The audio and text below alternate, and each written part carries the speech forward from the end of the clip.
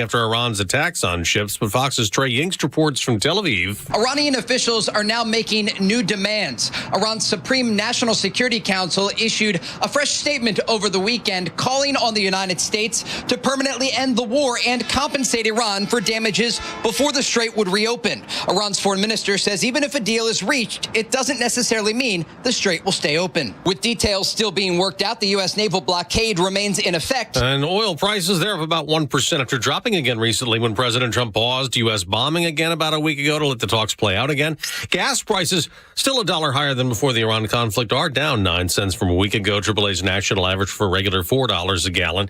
Ukraine keeps targeting Russian oil and gas with another drone strike killing 12 people. The head of the Tatarstan region says a massive drone attack from Ukraine targeted industrial and civilian facilities in Nizhnekamsk. That city's home to oil refineries and a petrochemical plant.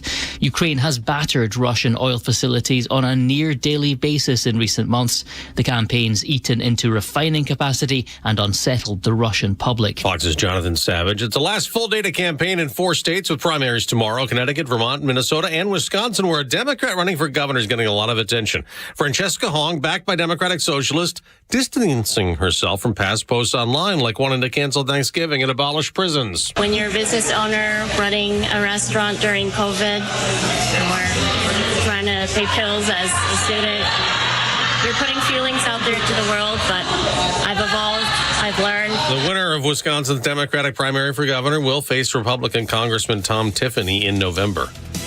America's listening to Fox News. In a recent survey of 123,000 wireless customers, Pure Talk was the only wireless company to receive 5 stars in every category: coverage, support, value, and data. What else do you need to know? Switch to Pure Talk today and get any plan, including their top shelf unlimited data plan, for just $15 a month for your first 3 months. No contract, no commitment. Dial pound 250, say micro, and let Pure Talk's U.S. customer service team help you make the switch. A small business affirmation from Progressive. Bakery owners, you will be loved today. Every pastry will be flaky. Your cake will make a child's day. Your delivery van won't get sideswiped by a distracted garbage truck driver. But if so, breathe easy, knowing you'll get back to business quickly with Progressive protecting your commercial auto. See if you can save in as little as 8 minutes at progressivecommercial.com. Progressive Casualty Insurance Company and Affiliates. WFOM and W292 EV Marietta, a Dickey broadcasting station. This hour is presented by Subaru of Gwinnett. You'll love the difference. The Morning Extra, only on Extra 106.3. Morning, y'all. Tug and Los, ready to start this Monday with you. I reckon there's going to be a little bit of rain today, about a 40% shot, so I even wore my my rain boots and everything. I'm ready to go, Los. Just remember, we're all in this together. That's right. All right. We have a small dinghy in case it gets a little higher than anybody expects. You know, this flooding could come in or whatever. So we can always bring up irrational fears. And I told you I will not get in a hot air balloon. Mm-hmm. I will not jump from a perfectly good airplane. Mm-hmm. I will not go to a third world and do bungee jumping off of a bridge. Smart. These are things that I have. I also have a very irrational fear because I feel like I'm very conducive of one day being hit by lightning. And this radio show got real close to it over the weekend. How far was it away? I mean, 10 feet? As Bryce's house, and the tree went out in your front yard. Yeah. And it basically blew up a lot of your electronics in the home. Yeah. Were you 10 feet? Mainly in the garage. It's incredible. Because you said the picture you sent us was from your car. Was that 10 feet from your car? Maybe, less? yeah, if that. Yeah, so maybe even less. So he's less than 10 feet from being, a voltage meter himself. And we had the story where we discussed some of this stuff where Tug's mother used to tell him all the time, we're in the car. Yeah, we're good. So it's fine. It's fine. There's nothing to worry about. I don't know about that. The tires we're are rubber. Grounded. You're good to go. So it's what maybe she was just telling me that to make me not scared. Make our family not scared, keep the kids comfortable. I don't know. Or she really believed it. Could be the one. And I brought up the reason why I did not shower the other day when there was a giant lightning storm that was all over my neighborhood was the old wives' tale that is correct. It is possible for the electricity to surge throughout your home. And if you happen to be showering or bathing or any of the above, you could possibly get electrocuted. And here's Bryce telling me, well, why don't you just put shoes on? Why don't you just shower in your shoes? And not 10 days later, the man's house gets fried by electricity. You see how this works, Bryce? I told you I had it coming. That's right, and you did, and you got it. The good Lord delivered. The pictures were incredible last night. I saw all the text messages coming from you two, and at the time, I was chatting with my wife and daughter. I was like, I'll check it out in a minute. So that's why, like 15, 20 minutes later, I was like, whoa. The picture of that tree in front of your house where the bark is clearly gone. Ripped off. Wow. Oh, it was shot over by the front door a good 35, 40, 50 feet. Attaboy. Is the tree going to survive, you think? Oh, there's no chance. There's no chance. I mean, at the bottom, it's all black. Oh, yeah. That's not good, buddy. That's not good. The poor tree. We have to plant a new one. It's been struck a couple times. Oh. This one did it in. Are you serious? This has happened before? It's not the first time this tree... No. We've had limbs cut off of it, and it's been able to survive and take a lot of punches, but finally got KO'd. Like it's a boxer. It's been hit a lot. It's still standing. It never got the chance to punch back. Until this time. So I wonder why that tree gets struck so much. So I think we're at the highest point technically in the neighborhood because we're at the top of a hill. Yeah. And I just think that's where, the lightning draws to. Okay. Yeah, the highest point, that makes sense. Is the tree the highest in the yard? No. That's what I'm saying. Like, I'm wondering why that tree, Los, it gets struck so much. Maybe it should buy a lottery ticket. Yes, today could be the day. We lost, I think, 7 trees 5 years ago. Remember there was like those big like hurricane wind storms? Well, I think it was like 2022. Was that when the hurricane came up through here and then went up to North Carolina, right? Well, 2018, we got a portion of Michael that came through. And then, then we had the one that came through and then spun off to the Carolinas. Yeah, that was. I think it was Debbie. And we lost 7 trees. One of them hit the deck. But they were big. I don't think it was the tallest, but it was up there. Yeah, man. That thing did some damage. And we're at like pretty close to the anniversary of that. We could just look it up. We're hurricane season now. We'll be there all the way through until mid to late October. Yeah. But I was just thinking though, this may be like right about now let's see, when? As somebody who spent quite a bit of time and money in Florida, you keep track of hurricane season quite a bit. Yeah. Let's just say stare at the Gulf, wondering is this the time the Gulf of America is going to give us something that we can't handle? Yeah. How about that? August 7th. Okay. I knew it had to be right around here because I just. It was about this time. Your hurricane nipples got all excited, and you're like, I could have cut some. I know what's happening here. I can feel it. Could cut glass. So that was a fun weekend over in the Go Bear household. Oh, I like I said, I told y'all before the show, I just knew it was going to happen. There was lightning all around. The shocking part to me was when you said you could smell something. Oh, yeah. To know that it hit so close that you're in your house and you're like, something's fried. Well, that, and then on the inside, you showed us the picture this morning of the inside where like some sort of regulator. It was like a ring hub that like controls outside lights that all the electricity, that's probably the closest point of electricity, and it's all run outside under the driveway and to that tree. And the fire department said just path of least resistance just came in and it blew the thing off the wall. It looks like it exploded off the wall. Whenever I went into the garage, I saw something so that's the back wall. It's probably a good 12, 13 feet to the front of the garage. And that front panel was just in front of the garage door. It's just blown off the wall. It looks like it was some sort of party device that exploded with confetti. There's just stuff spilling out of it. Everywhere. It's just plastic and pieces look like shreds. He's right. Because it looked like some plastic all curled everything up. went. See you later. Yeah, it's just blown off. I'll tell you what, it's scary when it first happens, though. You don't know what happens. I remember, I think I told y'all, but a couple years ago, this has probably been 3 or 4 years ago now, our neighbor's house was hit by lightning, and my studio at home got blown up. The neighbor's house. And it jumped to my house somehow or other. I don't even know how that works, and nobody could ever really explain it to me, but...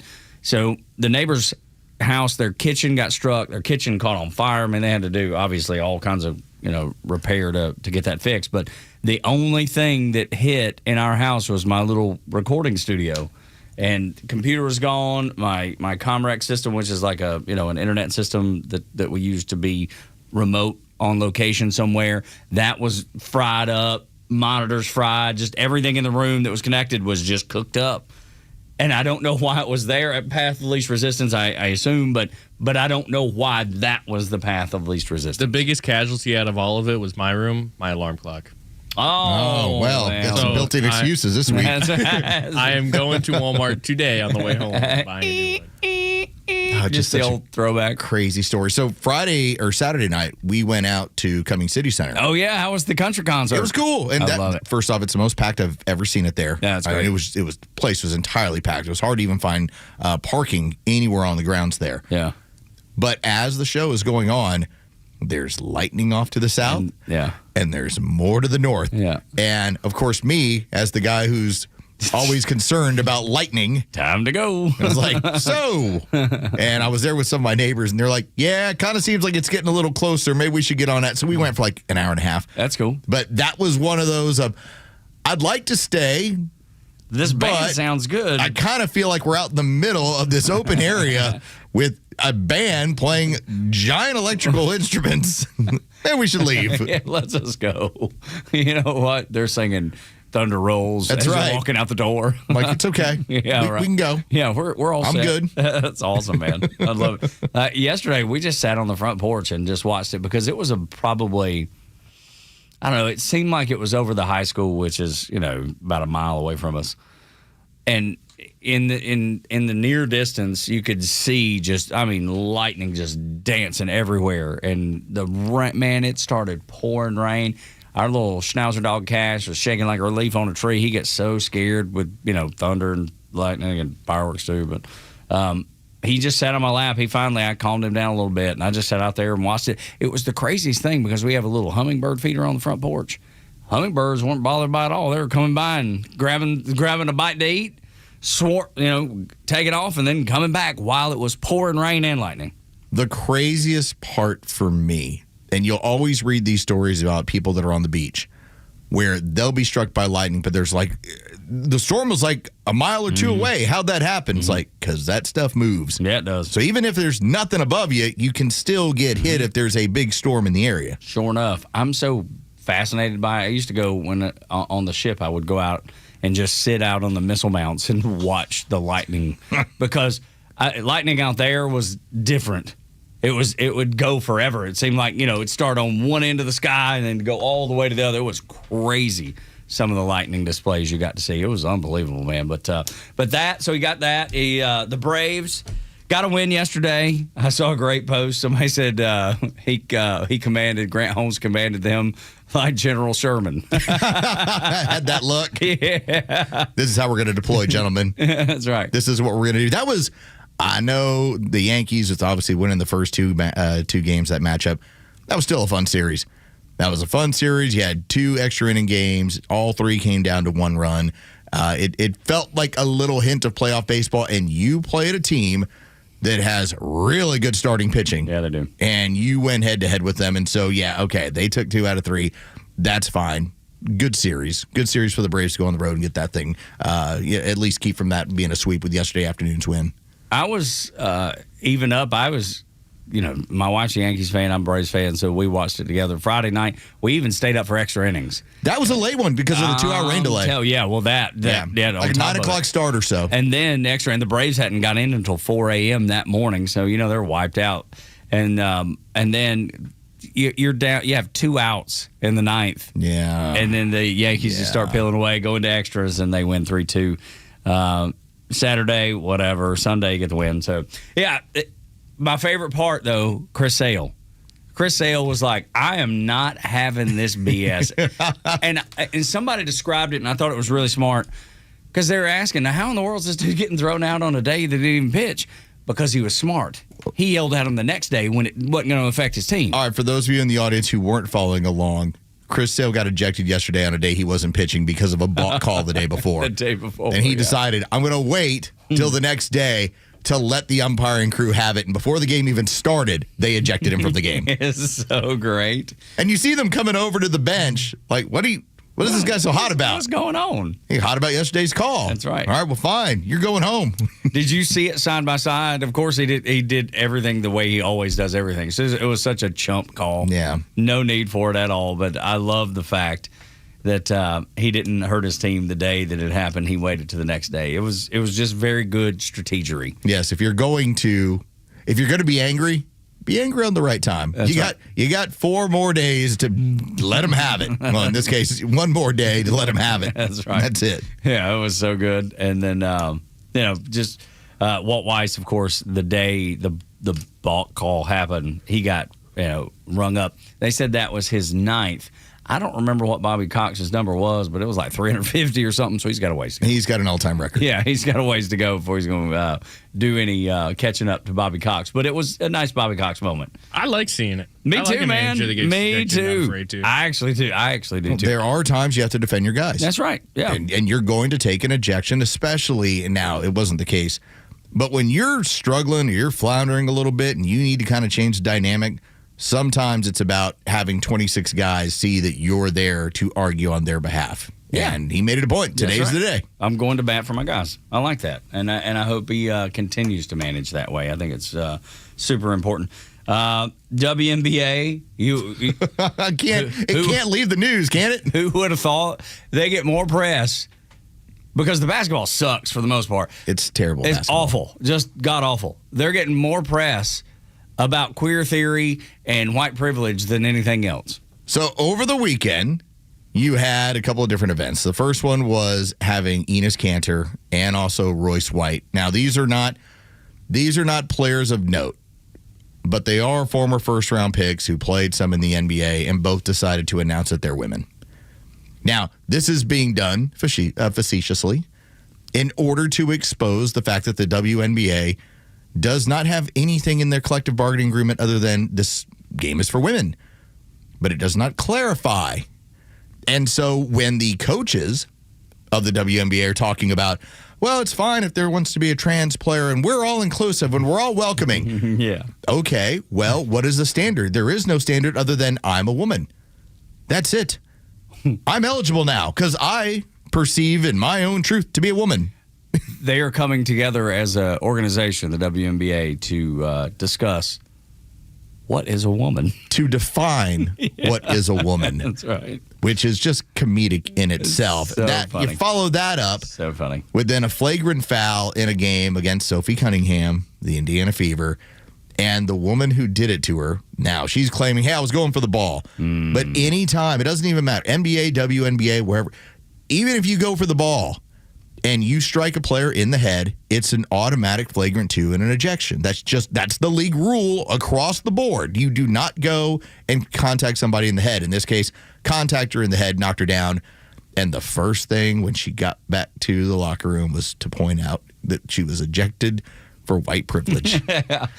A clothesline. A clothesline. Is now like the people at WWE keep note of this. The black woman gets ejected and then claims she's ejected because of white privilege. That's right. Even though everyone knows, it doesn't matter what league, that is a flagrant 2.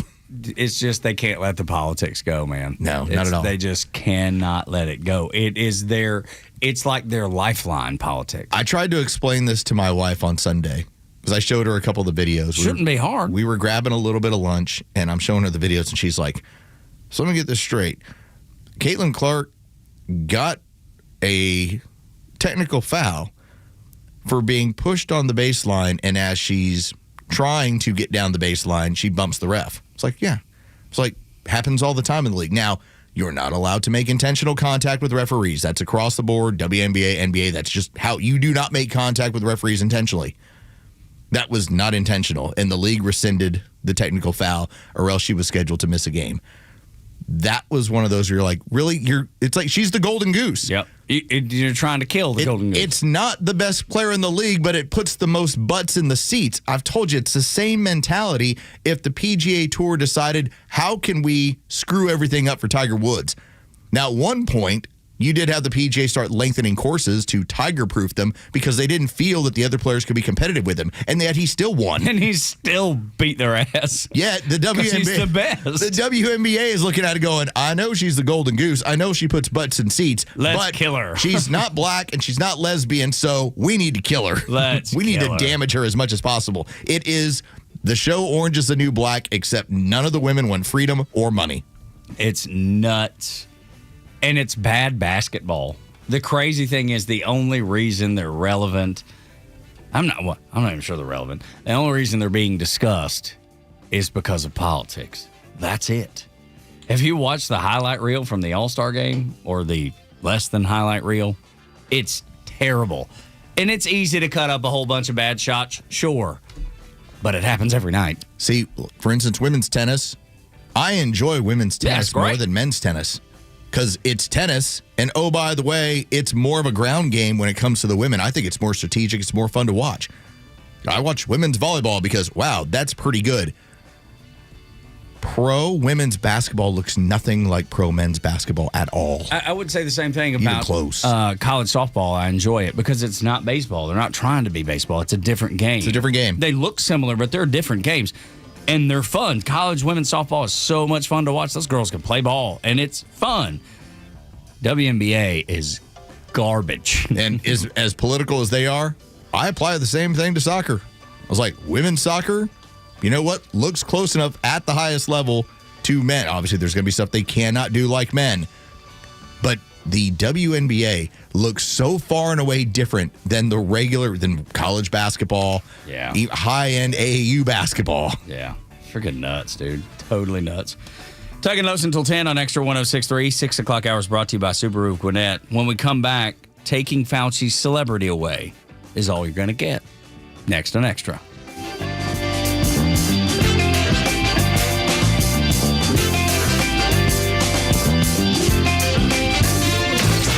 The communists with truth every day on the only conservative news and talk station in Atlanta. Extra 106.3 FM and the Extra app. So all this rain has taken us out of the drought. Did you see that news? After 10 months, we're finally not in a drought here in Georgia, but you probably got some green grass. I know it's humid, which I'm fine with. But if your home feels damp, sticky, uncomfortable, ask Central Heating and Air Conditioning about a whole house dehumidifier. It helps remove that excess moisture throughout your house and makes it more comfortable while your air conditioning is able to work more efficiently. And if you're considering a new system, you can save up to $1,700 in carrier rebates with 60 months, 0% financing with approved credit. Here's how you do it. Call Chuck and his team. Second generation, locally owned company in Atlanta, not been bought out by some, venture capitalist group that keeps the central name, and you don't know the difference. Chuck lives not far from here as we broadcast from the Battery Atlanta at Dickey Broadcasting and Extra 106.3. He and his team will take care of you. 770-GET-HEAT, centralheat.com. Central Heating and Air Conditioning, delivering carrier comfort for the world we share. Hey, Atlanta, it's Mark from the Safe House, and now the thought of the day. There's only a few things that a safe from the Safe House can't protect you from. The biggest one is socialist Democrats trying to steal elections. Does that really happen? Yes, it does. So for real security, drop by the Safe House and let us show you how to protect your hard-earned valuables from theft and fire. We are the exclusive Browning and Fort Knox safe dealer in the area. That's right, we're the only ones. So don't go unprotected. Go to AtlantaSafehouse.com. That's AtlantaSafehouse.com. Anyone can choose to make a difference. You can help people succeed, rebuild after disasters, protect the environment, or feed the hungry. Not only will you make a difference for others, but for yourself. You can earn money for college, learn career skills, and make friendships that last a lifetime. Make a difference. Choose your future. Choose AmeriCorps. Sponsored by AmeriCorps. At Jim Ellis Buick GMC, buying your next vehicle can be as simple, convenient, and personal as you want it to be. With the Jim Ellis Expressway, start or complete your entire purchase online, right from home. Shop at your own pace, on your own time. You can handle things independently or work with a knowledgeable Jim Ellis Buick GMC sales professional who's ready to help when you need it. Value your trade, explore payment options, complete your purchase online, and even have your new vehicle delivered to your home. Jim Ellis Buick GMC is a local family-owned dealership built on trust, transparency, and long-term relationships. Unlike some national auto dealers, Jim Ellis Buick GMC takes care of you before the sale, during the purchase, and long after you drive home. Convenience makes buying easier. Trust makes owning easier. 2 convenient locations to serve you in Chamblee on Peachtree Boulevard inside the perimeter or off Highway 20 in Buford near the Mall of Georgia. Jim Ellis Buick GMC, we are professional grade.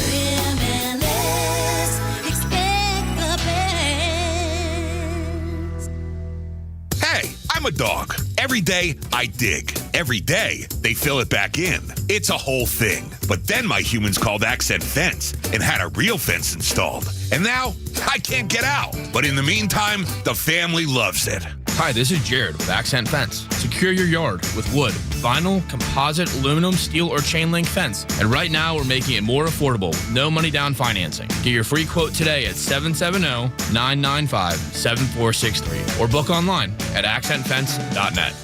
The stories that matter to you.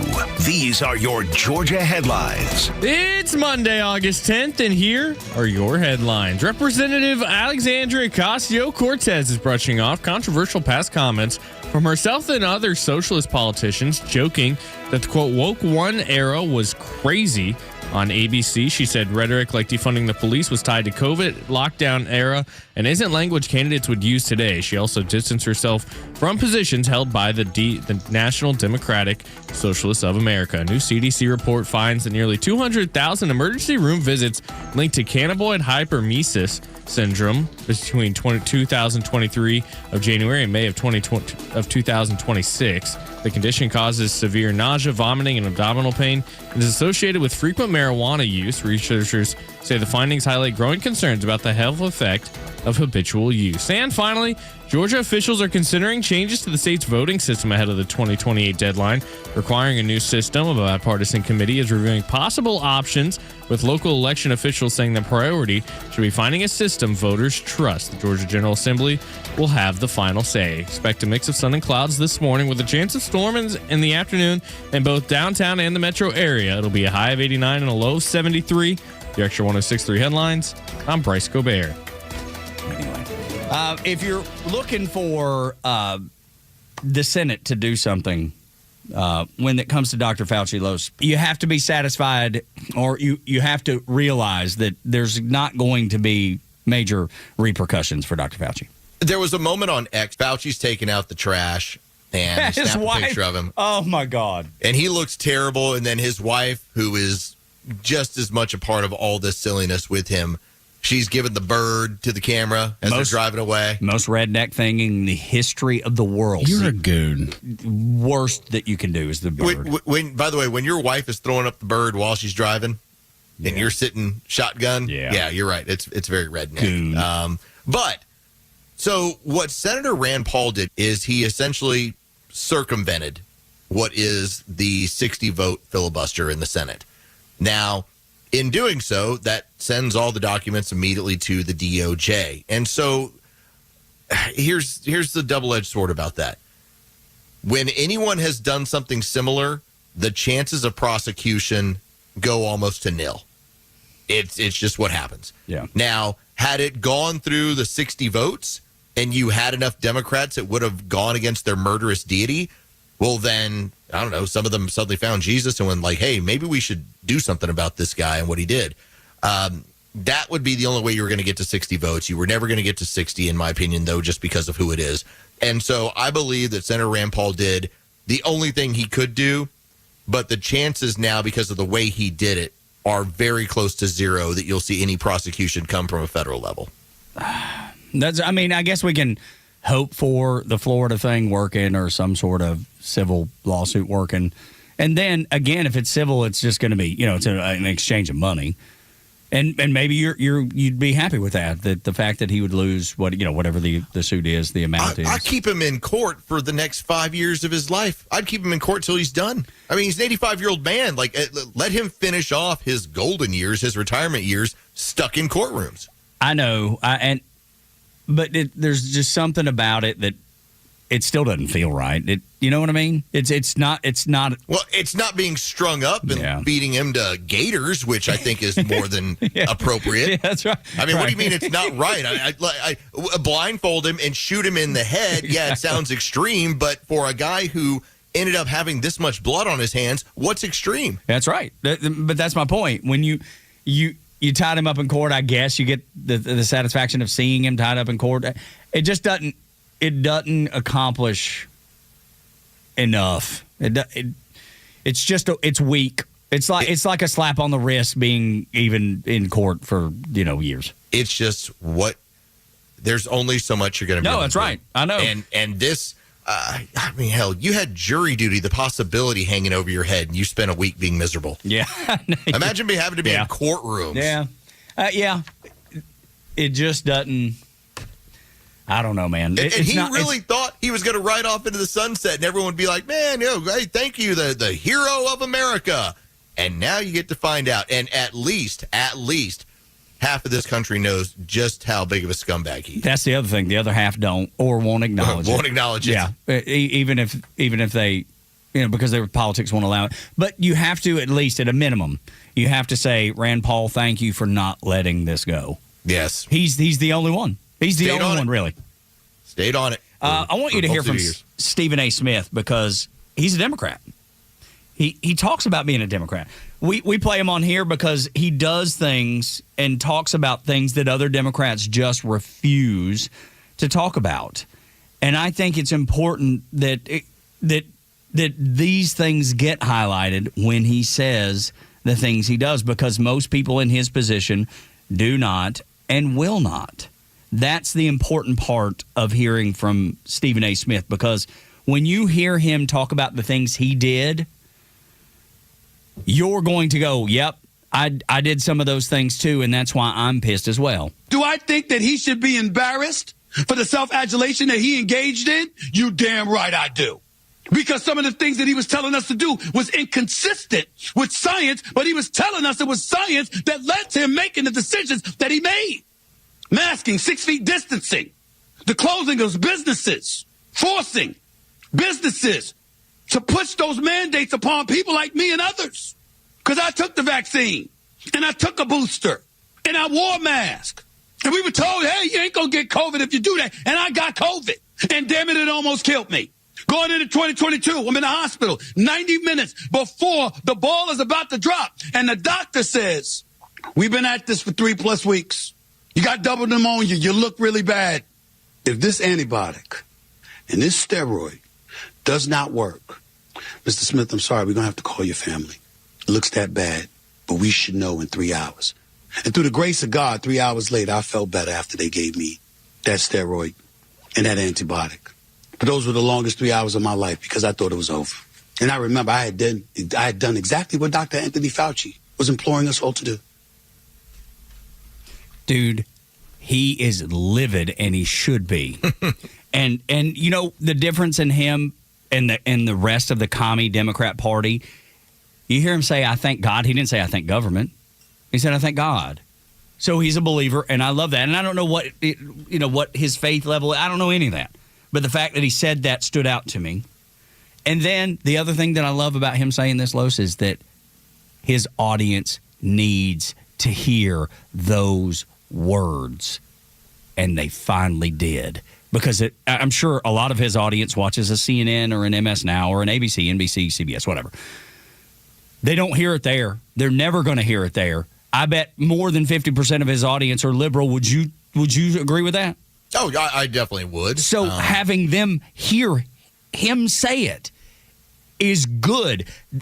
As much as it would be great to have Fauci punished, as much as we know he's not going to, but maybe you tie him up in court, I think knowing Stephen A. Smith made his audience of liberals hear what he said is more valuable than any of that other stuff.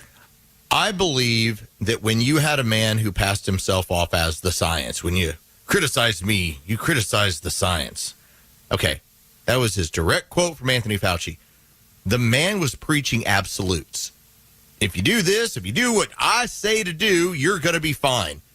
It took until that man was in the hospital, Stephen A. Smith, that long to realize that dude's lying to me.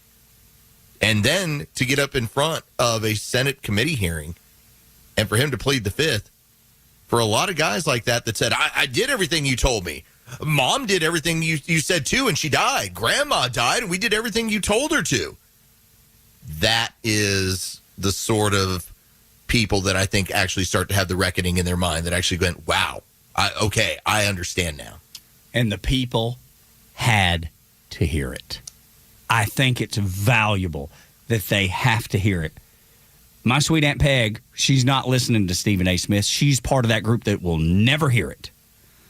But a big portion of his audience heard it. Finally, what you and I and people like us have been saying forever, they finally had it put in their face. I don't know what they do with it, but I'm glad that they at least had to hear it. Well, this was the other end of it, Tug. You had such a cabal between an administration, notably the Biden administration, because that's when the censorship really began to kick in, where as the SHOT program rolled out, as you got to be more invasive on people's lives with the rules that were being imposed, when you tried to go on Facebook and talk about the issues you were dealing with or start a group or bring that up on YouTube, the tech companies were shutting you down.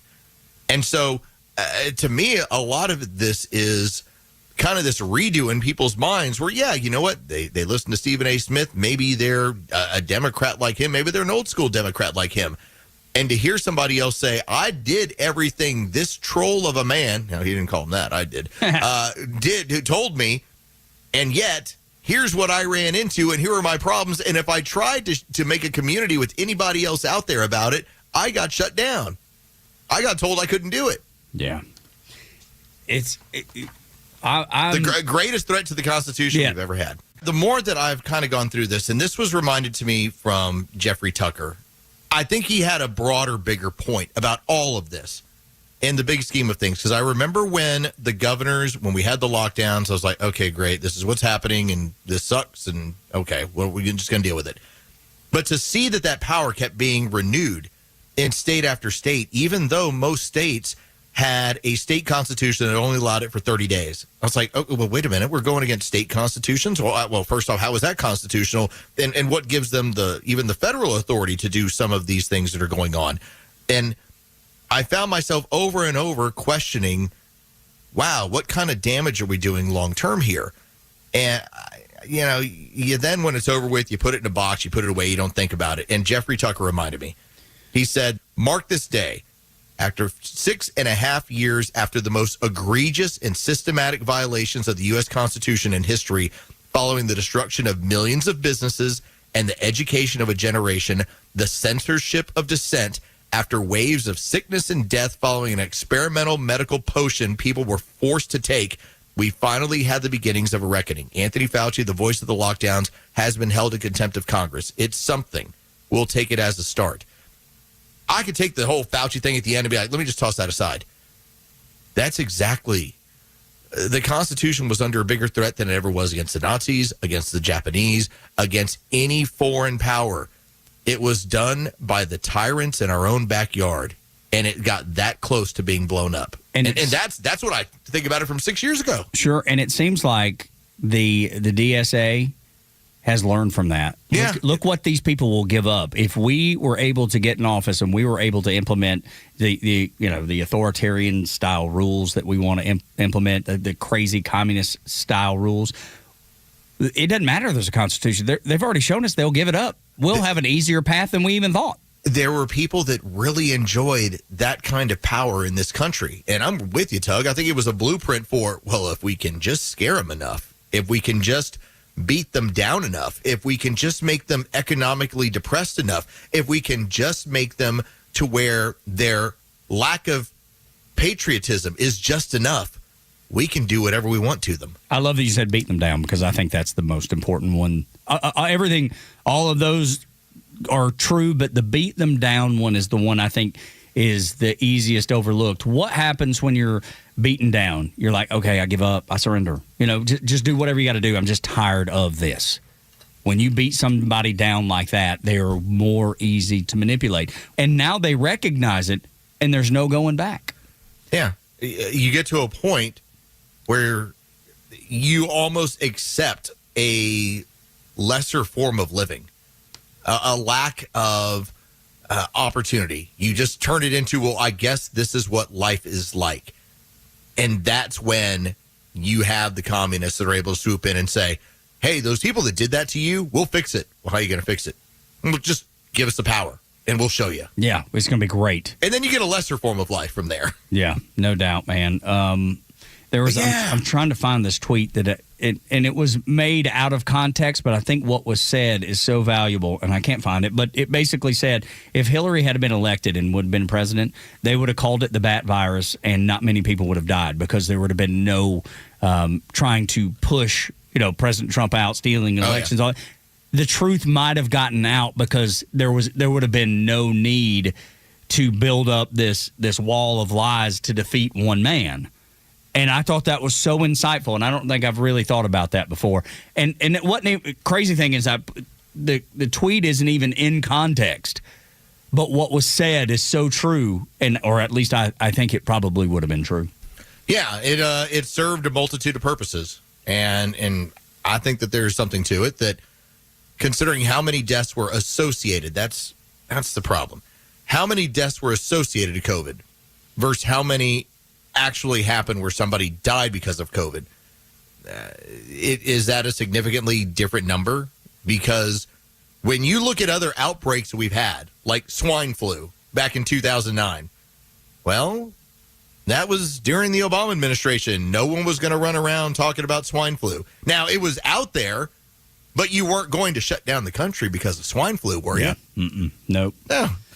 Dude, it's terrible that we're there, and terrible when you reflect back on what people were willing to accept. But I think the founding fathers, the people that fought in World War II, probably rolling over in their grave, going, "We fought for." We laid it all on the line, and y'all just handed it off like a football? Let me get this straight. So I got off of a boat in Normandy. I ended up having to survive 6 feet of water when my weapons tried to drown me.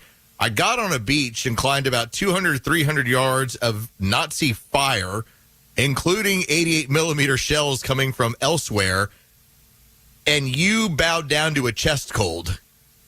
You can't defeat the flu, and we defeated the Nazis. You can't defeat a chest cold, and we defeated the British Army, the finest military that had ever been on the face of the earth at the time of the Revolution. You're telling me that's what we went to bat for? That's what we suffered for? That's what we bled for? And then, by the time that we get around to the summer, you actually gave up all of your silly rules because a drug dealer died on the streets of Minneapolis. Well, right. But, look, there's some things that have to be addressed, even during a pandemic. Yes. You know what we got to do? We got to get out in them streets. The body cam that BLM called for was the end of BLM, and it's hilarious. So crazy. Absolutely. And that's the reason they stopped calling for them with ICE. Yep. Same They reason. didn't want you to see what these people deal with, because then you would have been like, shoot them again. Tug and Los until 10. It's kind of rhyme there. That's good. 6 o'clock hour is brought to you by Subaru of Gwinnett. When we come back, do you know just how much your cell phone is tracking you? Everybody knows it's tracking you. But this level is different. I don't think we knew this. Next on Extra.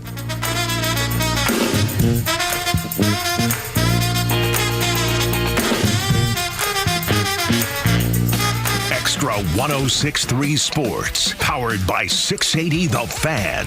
Good morning. Here are your sports headlines for Monday, August 10th. The Atlanta Braves took the final game of their 3-game series in New York yesterday afternoon against the Yankees. 2-1 the final in 10 innings, as all 3 games with the Yankees were decided by a single run. Tonight, the Braves are back at home as they begin a 3-game series with the New York Mets. It'll be Bryce Elder on the mound for the Braves, Christian Scott on the mound for the Mets. First pitch is set for 7:15. You can hear all the game action on our sister station, 680 The Fan, and for free on the Fan app. From the NFL, Falcons training camp continues. The team enjoyed an off day yesterday as they will return to the practice fields this afternoon. Safety Jesse Bates has now missed the last 4 practices with what the team is calling a back ailment. Defensive lineman Zach Harrison, he's been activated, and he returned to practice on Saturday. With your sports headlines, I'm Carlos Medina. Gentlemen, listen up. When it's not hard, it's really hard. Did you know that 50% of men over 50 have some form of ED?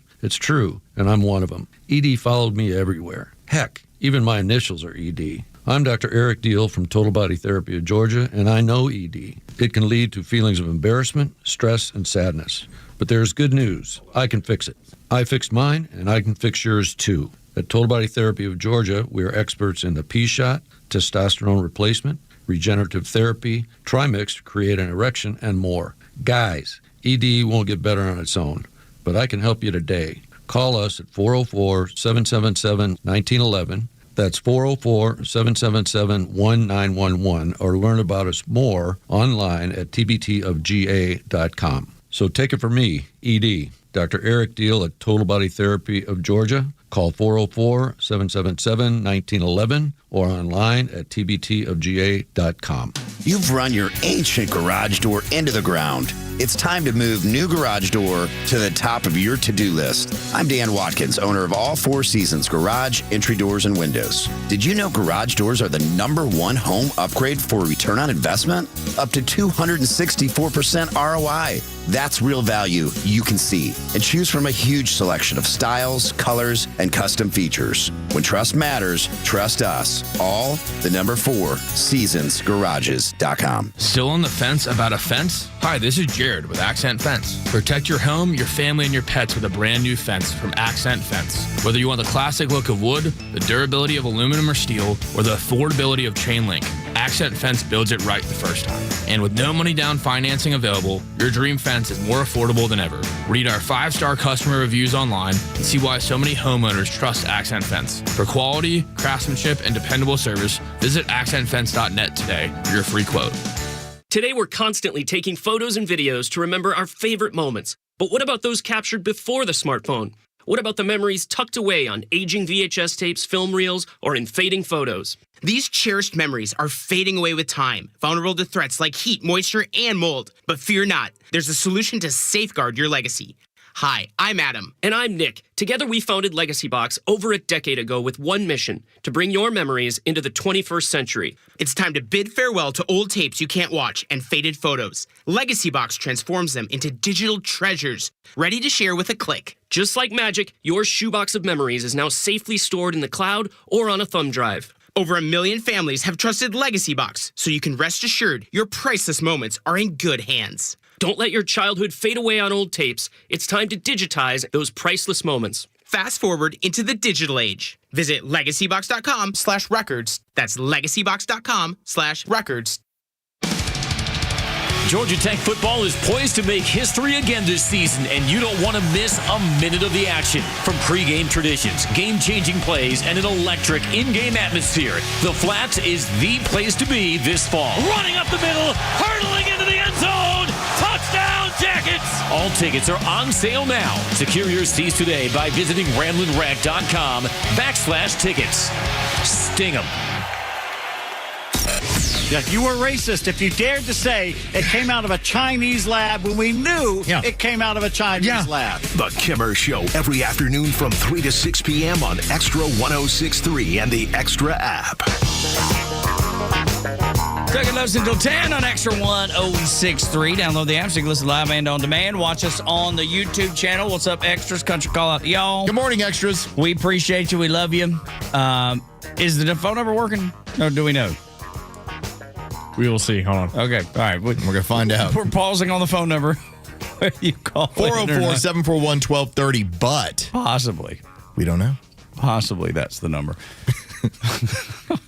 And then it's amazing that we get this plane off the ground every morning. I'm telling you. It just speaks to the skill of young Bryce. It's like Bugs Bunny. You remember the episode where he's out there and he's just trying to get the prop to go and it just won't go. It's a whole lot of silence on the other end. Yeah, that means it's not working still. Well, maybe that's fine. We'll get to it someone. We'll use all of our social media channels. Yes, that's right. At Front Office Los, at Tug Coward, at Xtra 1063. Easy to find us.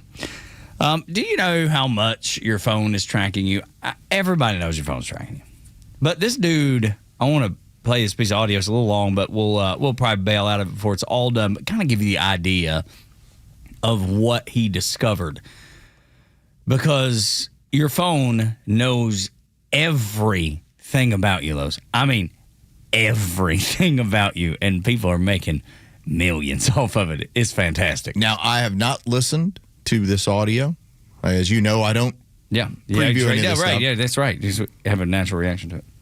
But when it comes to the adjustments that your phone will make to you now, when it comes to dynamic pricing, that alone is a shocking aspect of what we deal with now in modern society. For sure. If you don't know what dynamic pricing is, that's when your phone's cookies tells Delta or Kroger what they think you can afford to buy their product. So we'll get into some of that. I've been telling Bryce about that for months and months and months and months.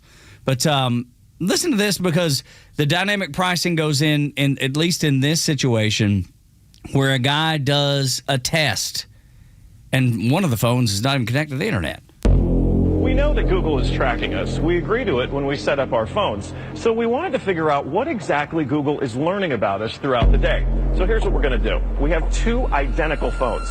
The only difference between these two phones is this one is in airplane mode. Both of the phones lack a SIM card, and they haven't been set up to access any Wi-Fi networks. So for all intents and purposes, these phones have no connection to a data network. We're going to keep them with us throughout the day. And while I travel around D.C., we're going to figure out just what Google is finding out about me. To run our test, we had to do more than walk the block. So we took a tour around our nation's capital. Our tour around town was a 14-mile journey that lasted more than an hour. The entire time, the phones had no access to the internet. Oh, my goodness. Not a Wi-Fi connection and not any cellular data service. It almost seemed quaint to assume that Google wouldn't even be able to collect data on me. Let's head back to the bureau, my friend. Google's business model is simple. Collect data on its users and then use that data to sell targeted ads. It's a business model called surveillance capitalism. But does that critical data collection work even when your phones aren't connected? Yes. So we're back here at we our can Fox bail out Bureau there. in DC. The answer is yes. That's what he discovers as soon as he turns his phone on. The information is still gathered by Google. So I saw that video a couple years ago and went, okay, does this really happen? And that's what then turned me on to the dynamic pricing end of this stuff. Because just as the person who's testing it points it out, when you're in airplane mode, you get on a plane, they tell you, well, this is going to keep everybody safe. We put it into airplane mode. You won't have access to all the data out there. No, your phone is still conversing with every cell tower and every piece of information out there and collecting. Yeah, whether connected to a network or not, whether with a SIM card or not, whether the phone even works or not. So one of the videos that I saw, maybe, a week ago, it was a similar test. But in this case, the phone was given to a gentleman, and he was told, all right, you walk around town with this thing. And you only go to low rent areas, places that wouldn't be visited by really, really wealthy people. And so, for instance, when he happens to take the bus there's a certain charge. Then when every store that he's going to and he's looking to gain access to particular products, well, there's a certain charge. And when he's accessing them on the phone, the dynamic pricing is kicked in.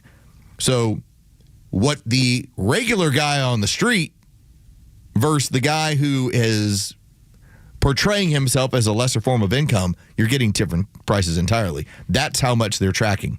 That's as they referred to it, dynamic capitalism? Yes, Surveillance capitalism. Surveillance capitalism. Yeah. Yes. And Josh Hawley actually brought this up in front of Congress, and he said, realize that, and he called out Delta Airlines and Kroger for doing dynamic surveillance, capitalism, dynamic pricing on each of its customers because they have such access because of your cell phone.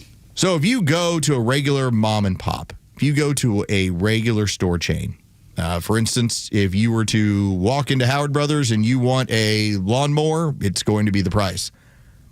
There are big box retailers that when you access them online, part of the reason why they're asking for a geolocation, you will get a different price based on what your zip code is. And it could be even drilled down to you and your neighbor. If your neighbor if the cookie says your neighbor can't afford as much as you can, or vice versa, you can't afford as much as they can, the price will be different for you and or them. Yes. It is crazy. Like Lo said, if you go into the store, obviously there's no way to change the price. It is what it is. But if you Amazon, I guarantee you, I don't know this for sure, but I would bet everything I have that Amazon is doing the exact same thing. If Kroger's doing it, Delta's doing it, everybody's doing it. My wife and I were looking into a smaller dishwasher and to see what happens when you use your phone while in certain areas of town versus what happens when you use your computer at home. The pricing is different. And that's all set up to basically geolocate and give you a price based on where you're at and what your data says. It's pretty wild. And let me tell you, Josh Hawley had said in the cut in front of Congress, he said that Kroger specifically made $500 million off of your information. If you shop at Kroger and you use the Kroger Plus card and all the information that goes along with it, like everything you buy, the gas that you buy, anything that goes through them, they monetize and made $500 million selling your information to Google and anybody else that wanted to buy it. That is, at least in my opinion, an understandable trade-off because I'm using a free application in order to get special pricing, in order to get special deals, but I know on the other end they're going to be using my data. You're getting a nickel off your gas, and they're making $500 million. Because when I look at, let's say I walk into a Kroger or anywhere else, and I go, I want to buy that pack of Sprite. Oh, look, they have buy two, get two free, but I have to use the app. Yeah. Like, fine. Now I know why I'm going to get spammed to death and called to death, but I really wanted those Sprite Zeros. Buy two, get two for more free. You saved $12. They made $500 million. It's a trade-off. It certainly is. It's crazy, though, how this is working. Josh Hawley doesn't think it's legal, and he's pursuing that avenue. We'll see if he's capable. Because I think in the T's and C's, you've already given up the rights. You've already told them it's fine to do. Yes. To your point. Yes. You've already told them. Just by checking. You've entered the agreement. That's exactly right. There's no way again. Dude, can you imagine now what I would assume the federal government can get, because if Google can buy it, the federal government can. CIA, FBI, flock cameras, all of it. 1984. Feel like we've gone back to the future. Again, I enter into this agreement knowingly and willingly most of the time. It's when you go, you're doing what with my data? That's right. Because there are some apps out there, they're doing the same thing. They're selling your information, but there is no informed consent. No doubt about it. When we continue on Xtra 106.3, they're going to use it. It doesn't matter that it's dangerous. 6 o'clock hours brought to you by Subaru of Gwinnett, Tug and Los until 10 on Xtra 106.3. Morning, y'all.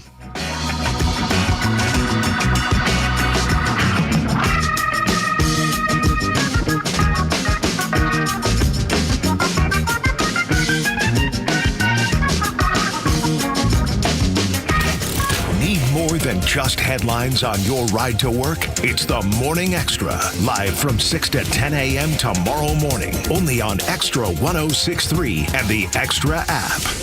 This is Tom, the honest car guy, and we got a surprise call in from a customer of ours, Travis, out in Jefferson, Georgia. Travis, good to hear from you, buddy. You want to tell a little bit about the experience you had with me at the honest car guy? The whole experience, honestly, was one of the smoothest car experiences that we've ever gone through, meaning that there's no pressure. There's no runaround. It's just straight up honest service. The price that you guys present or find for you, that's what you are going to pay. And you just get a great deal. I've been educated dedicated to a newer process of the car dealership game. You guys would not come in and you're setting the benchmark for how car dealing and car buying and car selling really should be. Friends, if you're in the market for a pre-owned car, truck, or SUV, get an honest car buy from the Honest Car Guy. You pay what we pay, plus an honest fee, and we back that up by giving you the bill of sale. That's our transparency guarantee. Call 844-SHOW-ME-1. That's 844-SHOW-ME, the number 1, or visit honestcarguy.com. On the fence about a fence? Hi, this is Jared with Accent Fence. Make the right choice and call Accent Fence. Whether it's wood, aluminum, vinyl, composite, steel, or chain link,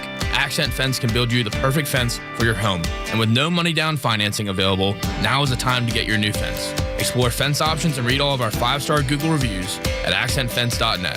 Then call and set up your free in-home consultation at 770-995-7463. For a fence that lasts, visit accentfence.net. This is WFON and W292EV Marietta, a Dickey Broadcasting Station. Locally owned and heard throughout Georgia on the Xtra app. Iran is making new demands.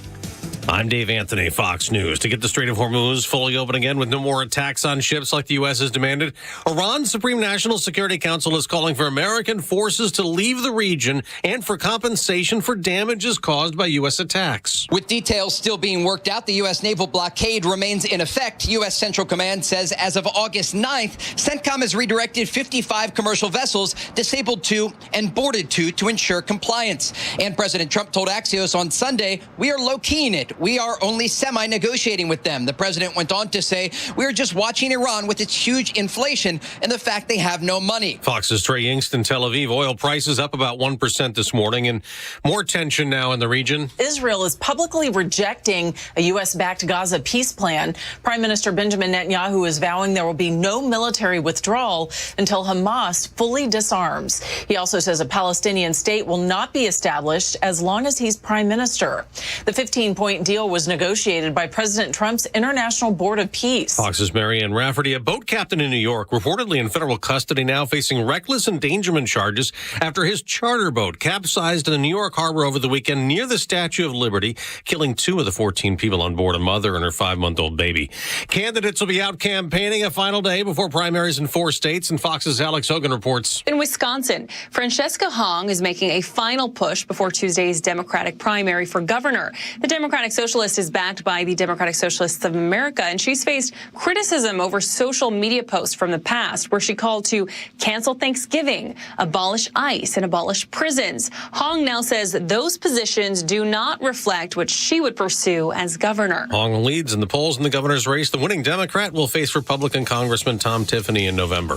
America's listening to Fox News. In a recent survey of 123,000 wireless customers, Pure Talk was the only wireless company to receive 5 stars in every category: coverage, support, value, and data. What else do you need to know?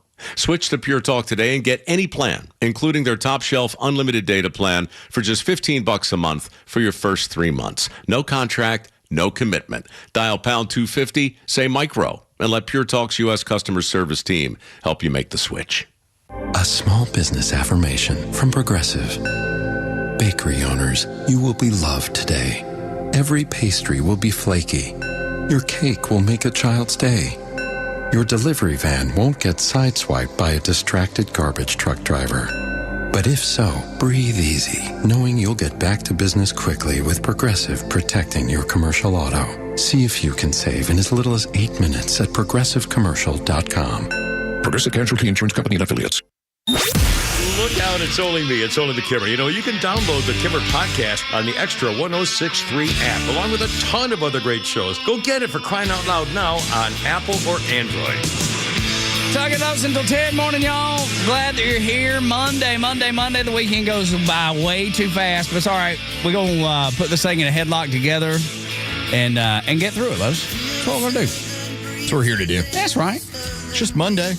We're hand-holding if you need it. You can't get to Friday until you get through Monday. But I always enjoy Monday shows. There's always so much to get into. Yes, sir, there is. You're exactly right. It's the Wednesday show, that hump day show where I'm like, oh, man. It could go either way. I just don't know. I know. I know we're on the downward slope And I know that feels nice. So right now we're kind of up. We're uphilling it a little bit. This is the fun part of the roller coaster. It's just clanking our way to the top. And then by the time we hit that top portion, things are running. We're going. We're screaming. Here's the problem. I'm not willing to stand in line. There's not many things that I'm peculiar about. Stand in line, one of them. I ain't gonna do it. I love roller coasters. I ain't willing to stand in line for them. The last thing that I truly stood in line for, a significant line, was the new Star Wars ride at Disney World, and that was about an hour and a half. Good Lord. And it was worth it. It was fun. How long did it last? 3 minutes? No. It's probably a good 10 minutes. It's a 10-minute ride? Yeah, it's all different sorts of scenes and all sorts of different stuff. It's very immersive. It is fun. Okay, all right. But I ain't waiting an hour and a half for it. I don't care. I waited an hour and a half for that thing. I would never. Dude, there's nothing. I'm not sure I'd wait an hour and a half for the birth of my child. And back when my oldest daughter used to love me, I remember... That comes back around, by the way, so you're in good shape. I sat in line for 5 or 6 hours so she could meet Anna and Elsa. This is right when Frozen came out. Yeah. They didn't even have a setup yet to meet Anna and Elsa. They kind of had to throw it together because when it hit, it just hit. Blew up. And so we were at Epcot, and by the time I got in line, remember, Epcot opens at 9 a.m. I'm in line at 9:05, and they're from right here at 6 hours. Good Lord. And I sat in that line for 6 hours. Now, I had my dad and my wife kept bringing me beers. And we would rotate. You won in that deal. Yes. I was just sitting there talking with some people from Philadelphia and somebody else from Memphis, and we just sat in that line. And by the time she met Anna and Elsa, I was like, I don't need to be part of those pictures. Man, y'all could have went down, because I've seen this in Orlando. When you go to the T-shirt shops that are on the corner, they say they got Disney shirts or whatever, and their shirts don't have Mickey Mouse, it's Ricky Mouse.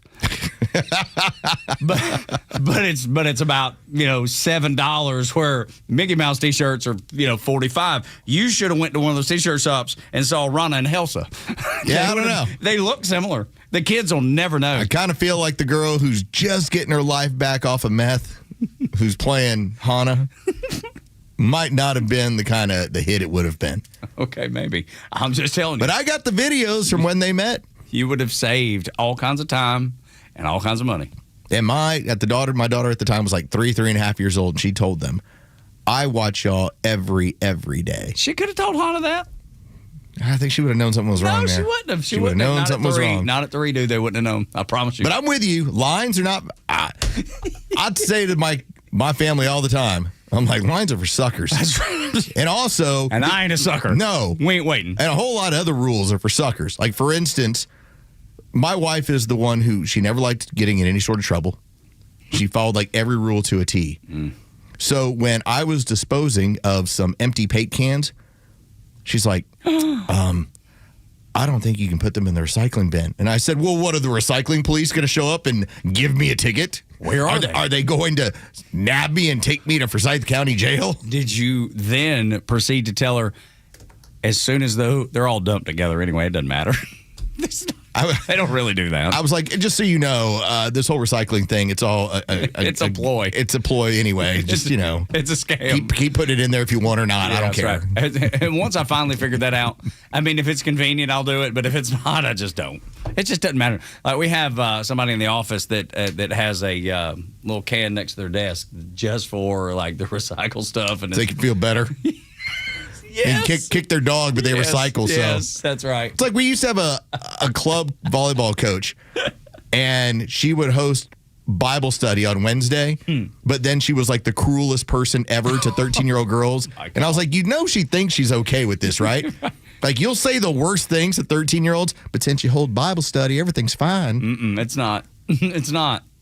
Because if you're holding Bible study, you wouldn't be saying, or at least if your level of cruelty would not be at that level. Not be at that. Those things don't go hand in hand.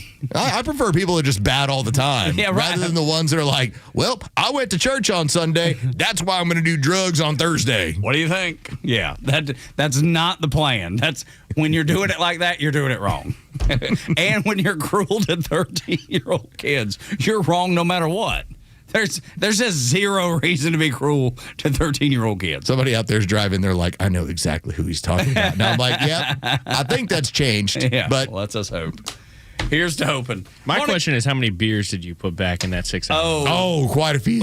Quite a few. Think about what that tab was, whoever was buying those. Because beers down there ain't cheap. They won. Because I'm the one who sat in that line the whole time. Oh, no, I know that. I know that because I would buy the beers too. Think about it. I wouldn't. The way my wife looked at it, the way my dad looked at it, I'll spend the $12, hand him the beer, and now we can go do anything we want for about 30 or 45 minutes. And then we'll come check on him again. And if he needs another one, and then they'll come check. They were going to get lunch while I sat in that line. And they would just, it was almost like. And you didn't have a place to sit either. You were standing. We were actually sitting on the sidewalk. Oh, okay, got it. And just slowly, like, we'd move, then we'd sit. We'd move, then we'd sit. Yeah. It was a very long day. Dude, that's awful. I wouldn't do it. Them kids would be upset, crying. I want to see Elsa. Shut your mouth.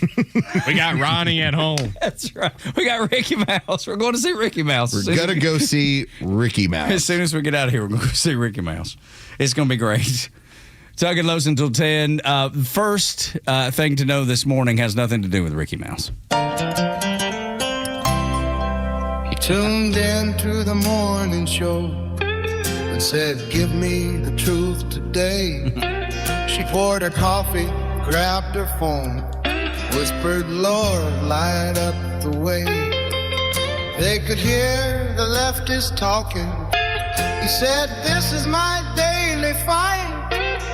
If they take me to the office, they won't take my common sense alive. There was the Morning Xtra at the dawn. Feels so good, doesn't it, on a Monday? Yeah, it does. I'm so glad we're going to get a chance to touch on this because this was a story over the weekend where I had to ask the question, how dumb do you think we all are? Right? Like, that's the question. Dumb. Now, I was talking to this with a friend of mine on Friday, and she was asking about, well, where do you go for news? I was like, typically I'll go to the X platform, and there's a handful of people I follow, and this is what I do. And she's, well, what cable news do you watch? I was like, I don't do that. Zero. I was like, zero. She's like, well, I mean, but, why? And my point was, you can watch all cable news and know that cable news is largely purchased by Big Pharma. And there's a reason why when it comes to matters of health, you get very little information unless you have somebody attacking somebody else. Well, we've got to report on that. Like, we've yet to ever have one study or one discussion about GLP-1s and the dangers of them that should be highlighted on any one of these shows. But moving beyond that, we now have a new flu vaccine, Tug. Oh, yay! So when you ask the question, well, why did they feel the need to change it? Well, I will give you 31 reasons why. I feel like we're Baskin Robbins. This is great. 20 years and $31 billion. That is the estimate of what was spent on mRNA technology, which is what was given to you when it came to the COVID vaccine, which we had to change the definition of vaccine. It's not a vaccine. It's a therapeutic. Yet, that's what had to happen. Well, we'll call it a vaccine, and then we'll be able to get away with this sort of stuff. Well, this time around, it's the same technology, but with the flu. Now, the problem is that your uptake of the COVID vaccine now is somewhere, by estimates, about 12% of the population. At the high end, it's like 17%. It's been widely rejected now. Well, yeah. As it should be. As it should be. And to understand the problems of mRNA technology and the liponanoparticles, the issue was, wait a minute, it doesn't centralize. Why does it keep going, those LNPs, to young men's hearts and to women's ovaries? This is very strange. Well, Now you have the next version, which is going to be the flu version. And unfortunately, what will happen, and this was also by the same person I was talking to when we were talking about the cable news thing. Her son is now at a service academy. She's like, I'm so concerned that they're going to jab him with it. And the Navy has already said, this is what we're doing. You have to. One way or another, Big Pharma wins. They do. I remember before we went to the Gulf, this was, probably 1999. And we all had to line up and get the anthrax shot. And most of us were like, dude, I don't want the anthrax shot. I don't know anything about this. I knew nothing. And they're like, okay, too bad. Go get it. And that's the way it works. So, yeah, for her, I understand her nervousness, but I understand what he signed up to do, too. 20 years and $31 billion later, they're not going to let this go. And what this is really about, it's a Trojan horse. It's about normalizing a technology that we knew 5 years ago was not ready for prime time and is still not ready for prime time. But it's how do you get people to think, well, it's just a flu shot like any other flu shot. It's the flu shot. No, it's not. The majority of people don't even know that this is happening. Which is why I wanted to bring it up on this show. That's right. You being part of the 1% listening now, you know and understand the majority of people do not, including probably people in the healthcare industry, have no idea. Don't know that some of the stuff's going on. They don't follow this sort of stuff. They just don't have time to. And part to blame is... Or don't care to. Yeah. Tug is part of the blame. I'm part of the blame because we shouted about this so much that the next way that Big Pharma was able to say, well, how do we get this normalized? Well, put it in something that people trust. Flu shot. Let's put it in the flu shot. And every time you go to CVS or someplace like that. Have you had your flu shot? Are you ready for your flu shot? First and last question will be that. When you go to get your physical at your doctor's office, hey, you got your flu shot? You should get your flu shot.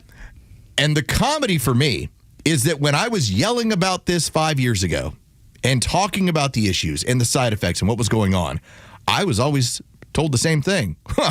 You think you know more than the doctors? And my point was, I think I'm reading more than many of them. And especially people that are opposed, people that have a differing opinion. I think it's probably good to read both, don't you? Might be a decent idea. So just as we move forward, as we get into the fall, and you get this big push for flu season, this is what they're trying to normalize. And that technology is still not ready for prime time. Not touching that thing. In fact, I said it to my wife, and she goes, we haven't taken the flu shot in like 8 years, and that's when we both got the flu really badly. I was like, yeah, we're done with that. And when it gets pushed by anybody, no. I used to get it long time ago. It's probably been 8 or 10 years ago at least. Never got the flu. And guess what? Since I've not taken it, never gotten the flu either. I'm just not going to. It's up to you.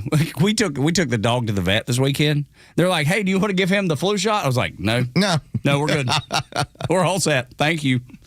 The owner of the LA Times says we must talk about this cancer we're seeing in folks under 50 years old. Wonder where that came from. I bet we can figure it out. Listen. It's like saying you're going to have hepatitis. Well, you want to clear that virus. It's like saying you have HPV, you want to clear that virus. It's like saying you have HIV, you want to clear that virus.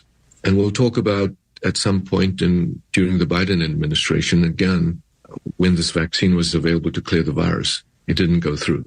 So this idea of the effectiveness and safety of the vaccines is real science. We need to talk about it. And guess what?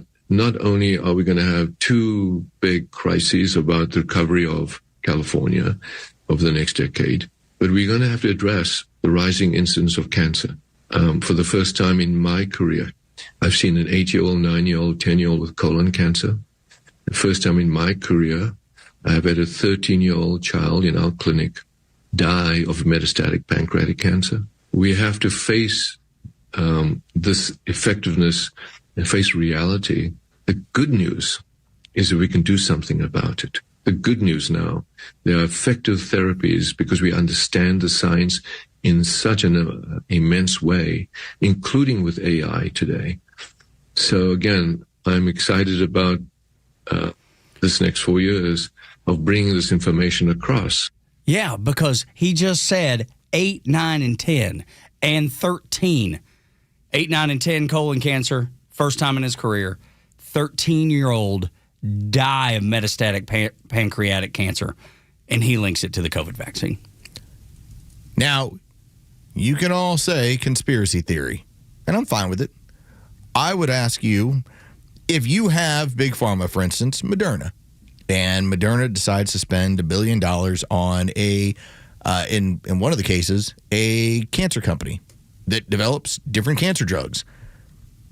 Occam's razor, the most obvious answer, it's because, hey, we know there's a lot of this stuff coming. We're going to make our money. That is what a lot of these companies have been doing. They know this is coming. They've seen the data. It's across the board, these rise in these cancers. And you can say, if you want to say, well, it's our food. I'm like, yeah, I'm willing to sit there. Is that a contributor? Yeah, probably so. But, and you can say, well, the surveillance is picking up quicker. All right, I might go along with that. How about it's that we've introduced a not for prime time product to people and forced them to take it. And now suddenly there's stuff showing up. A level of danger to it, which is where we started. We went through the DMED data years ago, and we talked about it on this show, where when there was a spike in cancer amongst the military age, like we're talking 20-year-olds, the government decided to throw the data out for that year and then smoothed it statistically to make it look like, no, there's always been this level of cancer in the military. No, there hasn't. There was not. But we just ignore these things now. It's just, oh, that's fine. Big Pharma, still, as much as we like to think when it comes to MAHA, here, we're going to find it is still, our entire medical industry is still captured by Big Pharma, and they're the ones who call the shots. Without a doubt. Just watch any of your favorite network news and see how many ads you see playing.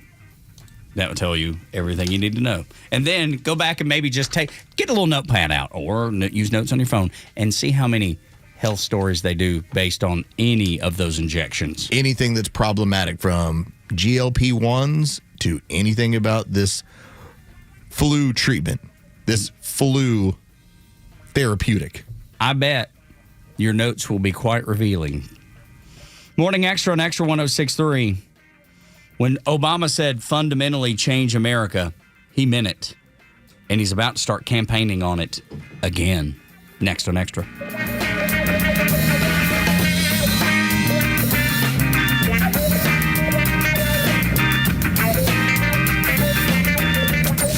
Every vote should count once and count right.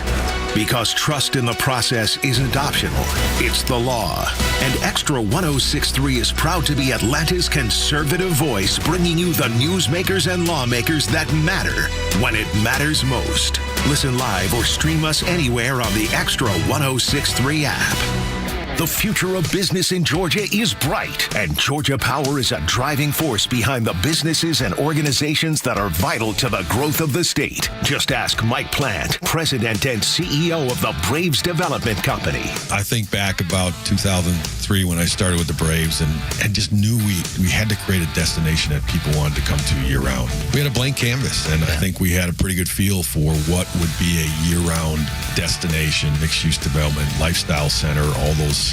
Fortunately, we have this incredible relationship long-term with Georgia Power. Right away, they saw our vision, they got our vision, they understood it, and they knew they needed to be a big part of that. They are leaders as far as being part of this community. We don't have power, we don't have life, So, they've been a great partner of ours, and they're there with us every step of the way. To learn more about how Georgia Power is helping businesses big and small, visit GeorgiaPower.com and tune in all year to discover how they're powering the future of Georgia. Hey, this is Los with David from Atlanta, who just purchased his new car with the Honest Car Guy. the new, fully transparent way to buy your next vehicle. David, tell us about your experience. I had been looking for a vehicle for a couple months. The car buying process was a little challenging at first for me. I had some credit issues in the past, and I just happened to hear a familiar voice on the radio, and it happened to be on the Honest Car Guy ad. I got in touch with Tom. Within 2, maybe 3 days, I had a vehicle being shipped here from Orlando, Florida. I have already recommended him to family members, several friends, and I'll purchase a car from Tom when I make my next purchase for sure. Friends, if you're in the market for a pre-owned car, truck, or SUV, get an honest car buy from the Honest Car Guy. You pay what we pay, plus an honest fee, and we back that up by giving you the bill of sale. That's our transparency guarantee. Call 844-SHOW-ME-1. That's 844-SHOW-ME, the number 1, or visit honestcarguy.com. Atlanta Braves Alumni Weekend is back August 14th and 15th, presented by your local Ford dealer. The celebration begins Friday with alumni autographs before the game. Meet your favorite Braves legends and have a chance to take home an autograph before heading to your seats for a special pregame ceremony introducing this year's roster of alumni. From Chipper Jones and Andrew Jones to Brian McCann and more, it's your chance to celebrate the players who helped build Braves history. Then on Saturday, the excitement continues with the Braves Legends Parade. Line Battery Avenue and cheer on the legends as they make their way into Truist Park. It's one of the best opportunities to see your favorite former Braves up close. And new this year is MLB X, a fresh take on the Home Run Derby. Teams feature a Braves alumnus, an Athletes Unlimited Softball League player, and a player from either UGA or Georgia Tech. They'll compete in a swing-off to crown the champions. Visit Braves.com/alumni weekend for all the details and list of alumni in attendance. Atlanta Braves Baseball, we are Braves country. I'm so sick of all these cheesy lawyer billboards. You might be too. If you're injured in a car crash, you don't hire a lawyer because they're sweet or strong or the biggest. You hire a lawyer who's recognized by their peers as one of the top lawyers in the state. You hire a lawyer who's going to listen to you, fight for you, and has the case results to prove it. That lawyer is me, Bruce Hagan, the people's lawyer. I've been proudly selected by my fellow lawyers as one of the top 100 lawyers in the state for 21 consecutive years as a Georgia super lawyer. Hagan-law.com, Hagan-law.com. The walk-off home run, the buzzer beater, the photo finish. That feeling when everything lines up and you get what you need just when you need it. It feels unbelievable in sports, but when it comes to your finances, it makes you feel unstoppable. Visit Truist.com today to see how having the tools you need and a great team by your side can help you take your game to the next level. Truist Bank, member FDIC. I want to talk to you about Mercury One and the American Journey experience, what they're doing to try to carry the story of America into the future. You know, during the World Cup, it was inspiring to see people coming here from all over Europe and having their eyes open to the truth about this country. You rarely see that kind of enthusiasm about America from Americans, let alone Europeans. But maybe that's not an accident. Maybe, just maybe, knowledge and understanding about America has been selectively edited out of our education and our lives. And without our history, we have no future. That's why we have to preserve it, like the ancient scriptures preserved for centuries in clay pots. The American Journey experience is seeking to preserve American history for the future, and we're building a museum of over 100,000 artifacts right now, everything from Columbus to the space race, and we need your help to do it. Please join us at AmericanJourneyExperience.com. Become a founding member of our Sacred Honor Society for $17.76 a month. We have been given a great gift. Let's use it. Join us to become an underwriter at AmericanJourneyExperience.com. That's AmericanJourneyExperience.com. The stories that matter to you. These are your Georgia headlines. It's Monday, August 10th, and here are your headlines. Representative Alexandria Ocasio-Cortez is brushing off controversial past comments from herself and other socialist politicians, joking that the, quote, woke one era was crazy. On ABC, she said rhetoric like defunding the police was tied to the COVID lockdown era and isn't language candidates would use today. She also distanced herself from positions held by the National Democratic Socialists of America. A new CDC report finds nearly 200,000 emergency room visits linked to cannabinoid hyperemesis syndrome between January of 2023 and May of 2026. The condition causes severe nausea, vomiting, and abdominal pain and is associated with frequent marijuana use. Researchers say the findings highlight growing concerns about the effects of habitual use. And finally, Georgia officials are considering changes to the state's voting system ahead of the 2028 deadline to require a new system. A bipartisan committee is reviewing possible options, with local election officials saying the priority should be finding a system voters trust, with the Georgia General Assembly having the final say. Expect a mix of sun and clouds this morning, with a chance of storms in the afternoon in both the downtown and metro area. It'll be a high of 89, low of 73. With your Extra 106.3 headlines, I'm Bryce Gobert.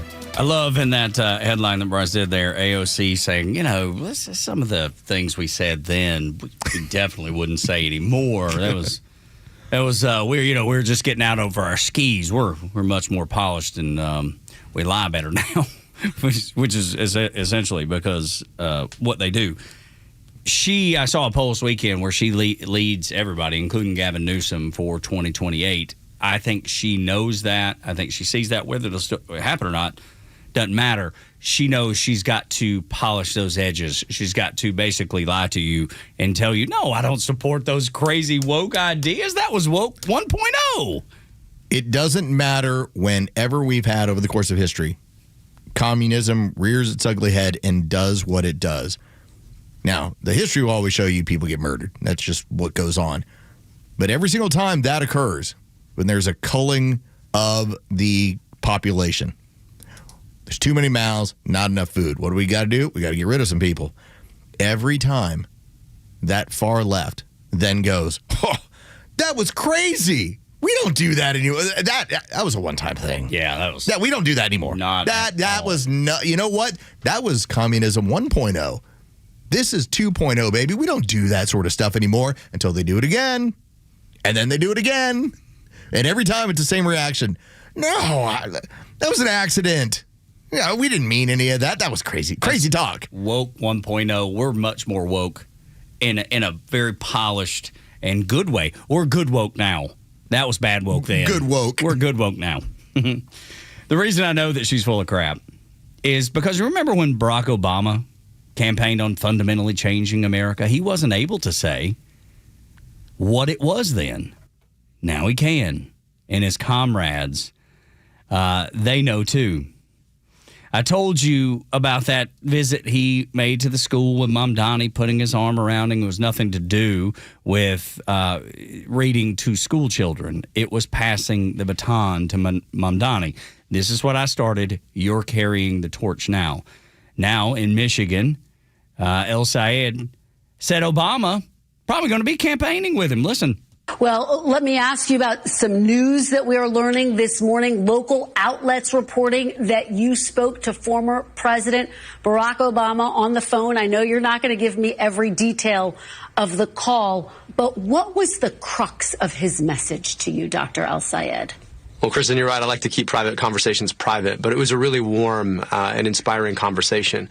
I got to be honest with you. I never saw myself ever able to run for public office. I literally told former President Bill Clinton that at my college graduation, in which I was the senior speaker and he was the main speaker.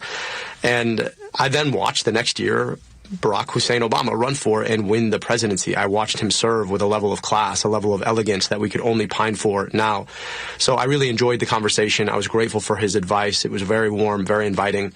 And I know that he knows the critical role that Michigan is going to play in holding Trump accountable, in winning back the Senate, and in building forward the future that we need. Is he going to campaign with you, Dr. El Sayed? Look, I really hope so. And it was a really good conversation about what we need to do to be able to win. And obviously, this is somebody who knows a lot about winning Michigan. Just to be Communism clear, and Islamism. That was the fundamental change that Barack Hussein, you notice he said the middle name too. Yeah, he did. With intent. It's with intent.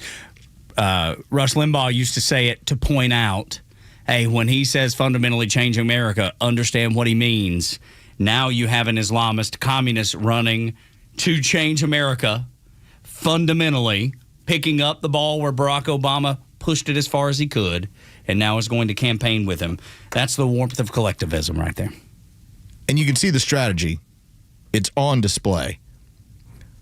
So when we were in 2008, and you had John McCain, who got all upset about the reference to Barack Hussein Obama. Well, you can't say that. That's just wrong. What, like using the man's full name? That was a problem? Well, El Sayed said it because he's trying to deflect as well. Abdul Muhammad El Sayed. There's a connotation there with Michigan voters, especially those that are, and we've talked about it extensively, the places that had less than 30% of college educated. He didn't win any of them because Michigan looked at it when it comes to working class people and said, no, I'm not voting for the Muslim extremist. It's women mostly, white women specifically, and then those who have wasted money on incredible educations that get them no jobs. They get them no jobs. They've not studied anything that will be helpful to them and benefit them in the future. Yes, DSA is made up of 86% white voters. So white members. That's who it is that is backing him, not blacks, not brown people, as they would say. It's those foolish enough to go get underwater basket weaving degrees and women's studies and just things that are well, they were scammed. Useless. And then once they've been scammed, they then look at the system and like, well, how are you going to fix this? I went and got a 4-year degree in, and it's typically going to be something that's useless. Women's studies. Yes. The crazy thing is, anybody that going to college, I'll just use my son as an example. I was like, hey man, let's talk about what you might major in. Let's talk about your path. Business. You cannot go wrong with business because every person you will go to work for is in business. You see how that will go hand in hand? That's why you get business degrees, because they apply. Women's studies. How do you think women's studies is going to apply at a business? I mean, maybe there will be some way to apply it somewhere, but is it going to be something that will benefit you in the future? No, it won't. Not that he would get a women's studies, but anybody. You come up with it. But this applies, and I just asked AI as far as, okay, give me the cumulative number of those college degrees that are the most useless in terms of pay after school. And let's face it, that's what this comes down to. Fine arts degrees. Yep. Performing. Yep. What's also interesting is theology, religion. If you get involved in that, it's because you probably are actually making this a career. You're not doing it to get rich. Liberal arts degrees. Useless. Anthropology. Useless. It's like, these are the areas where somebody went, you know what, I went and got a degree in social services. All right. Government employee. Yeah, so you're going to be a government employee. Yes. Exactly right. And we've seen government employee jobs go away under the Trump administration, which is a good thing. Matter of fact, the Democrats were running this weekend with, well, we lost 23,000 jobs. Wall Street Journal had an article to correct them, go, well, you understand that that's mostly government jobs, right? That's not helping the economy to begin with. So, yes, we lost jobs there, but we have actual jobs that Americans can do and are willing to do that have been month after month after month after month. So the step back from 23, this month or last month rather, was the 23,000 jobs lost in government, which I'm just fine with. By the way, your most useful degrees in terms of what you end up seeing out of them. Remember how I said, hey, why don't we get involved in finance and economics? Good. All right. That one is below. Now, this might be a little bit too difficult. It's definitely too difficult for me. Aerospace engineering. Yes, no. Chemical engineering and electrical engineering. Mechanical engineering. Then right below it, like I said, finance and economics, business related. The fact that they're even in the same category tells you all you need to know, I believe. Yeah.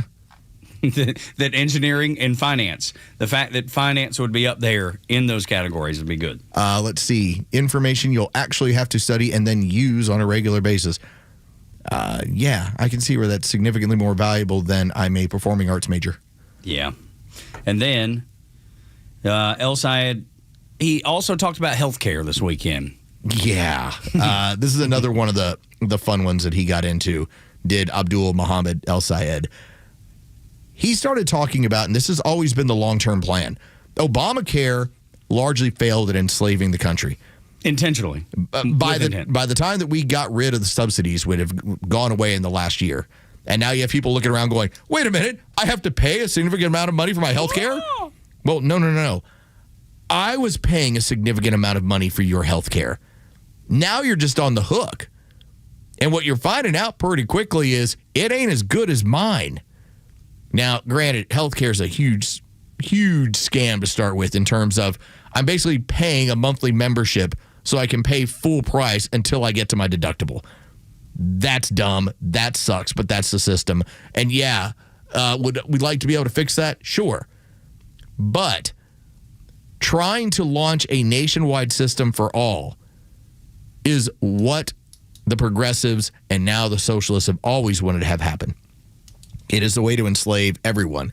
And when asked about it, Mohammed El-Sayed tried to spin it a certain way. Just to be very clear, you're describing this trade-off. You are effectively acknowledging that people making less than $1 million could see their taxes go up. I just want to be very clear. Is that a yes? I'm saying that we'd be paying for health care in a different way.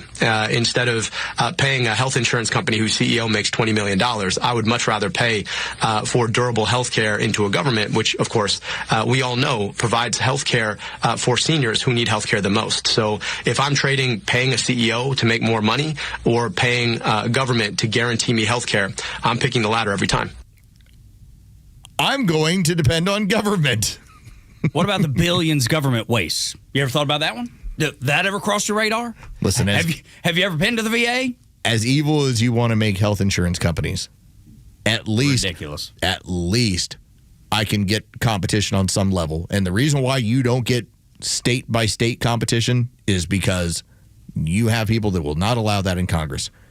If we open it up, and it shows up every now and then, hey, why don't we let health insurance companies compete across state lines? Yep. That would be the biggest driver because now it's competitive. Instead, you end up having 2 to 3 options, and that's it. And he went on to talk about Medicare for all. We talked about this month, probably at least a month ago, if not more. His own wife does not accept Medicare at her practice. So does he really believe in it, or is there something else at play? Because I'll let you figure it. I'll let you guess. I'll let you fill in the blank. Because it takes forever to get your money, and you get a significantly less payout when you see those Medicare patients. Morning Extra on Extra 106.3. Glad you're here. Anything you want to discuss, at Extra 106.3, at Front Office Los, at Tug Cowards, where you can get us. Phones are still acting a little funny. When we come back, one of your favorite Democrat woman, she's back at it again. Next on Extra.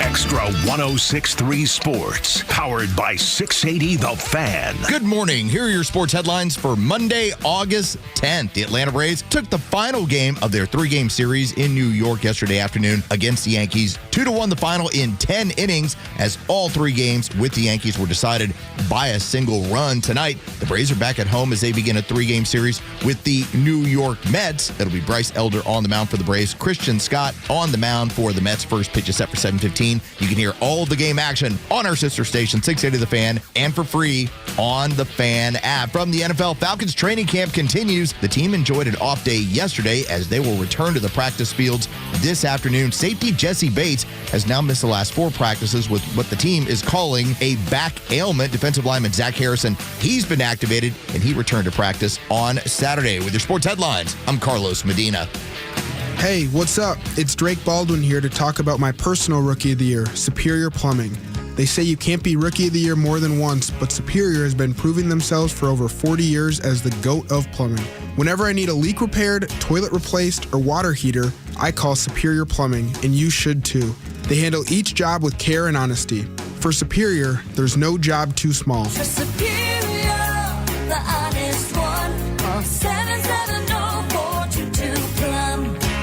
Toyota's national sales event is happening now through August 31st at Marietta Toyota. Commuting every day? Well, the 2026 Toyota Camry is now all hybrid with up to, get this, 53 miles per gallon city driving, an easy way to cut fuel stops without giving up comfort. And right now, Camry is the smart move for drivers who want Toyota reliability, everyday comfort, and better fuel efficiency for the road ahead. Every new Toyota includes our nationwide lifetime powertrain warranty, limited time, and unlimited mileage for as long as you own it. We'll go to Best of Cobb for 2026, Best New Car Dealership, Best Service Center. For well-qualified buyers, special financing is available on the new 2026 Camry Hybrid as low as 4.99% APR, 48 months, now through August 31st. Visit us on Cobb Parkway South, just north of Truist Stadium. Marietta Toyota, since 1975. We've been here and we'll be here for you. 4.99% APR for 48 months with approved credit through SCTF. Not all buyers qualify. Offer ends 8/31/26. See dealer for details. All prices exclude tax, tag, and title, and include $699 dock fee and $257 electronic tag fee.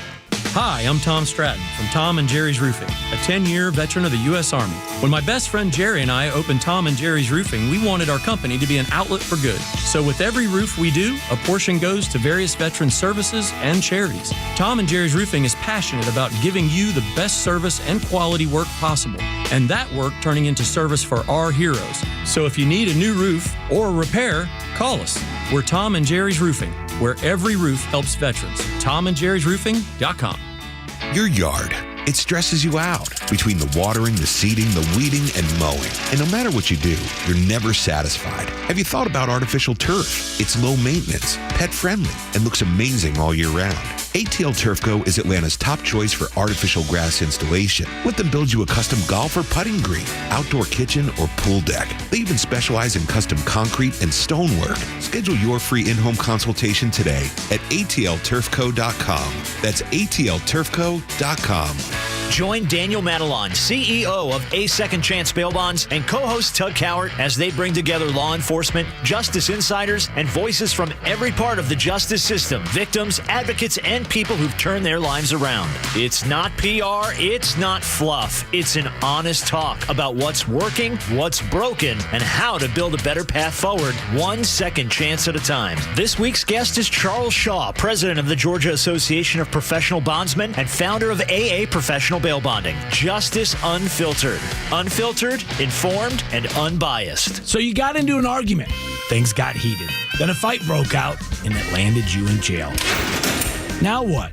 You need A Second Chance Bail Bonds. They can get you or your loved one out of jail quickly, in most cases, in a few hours. So make the right call.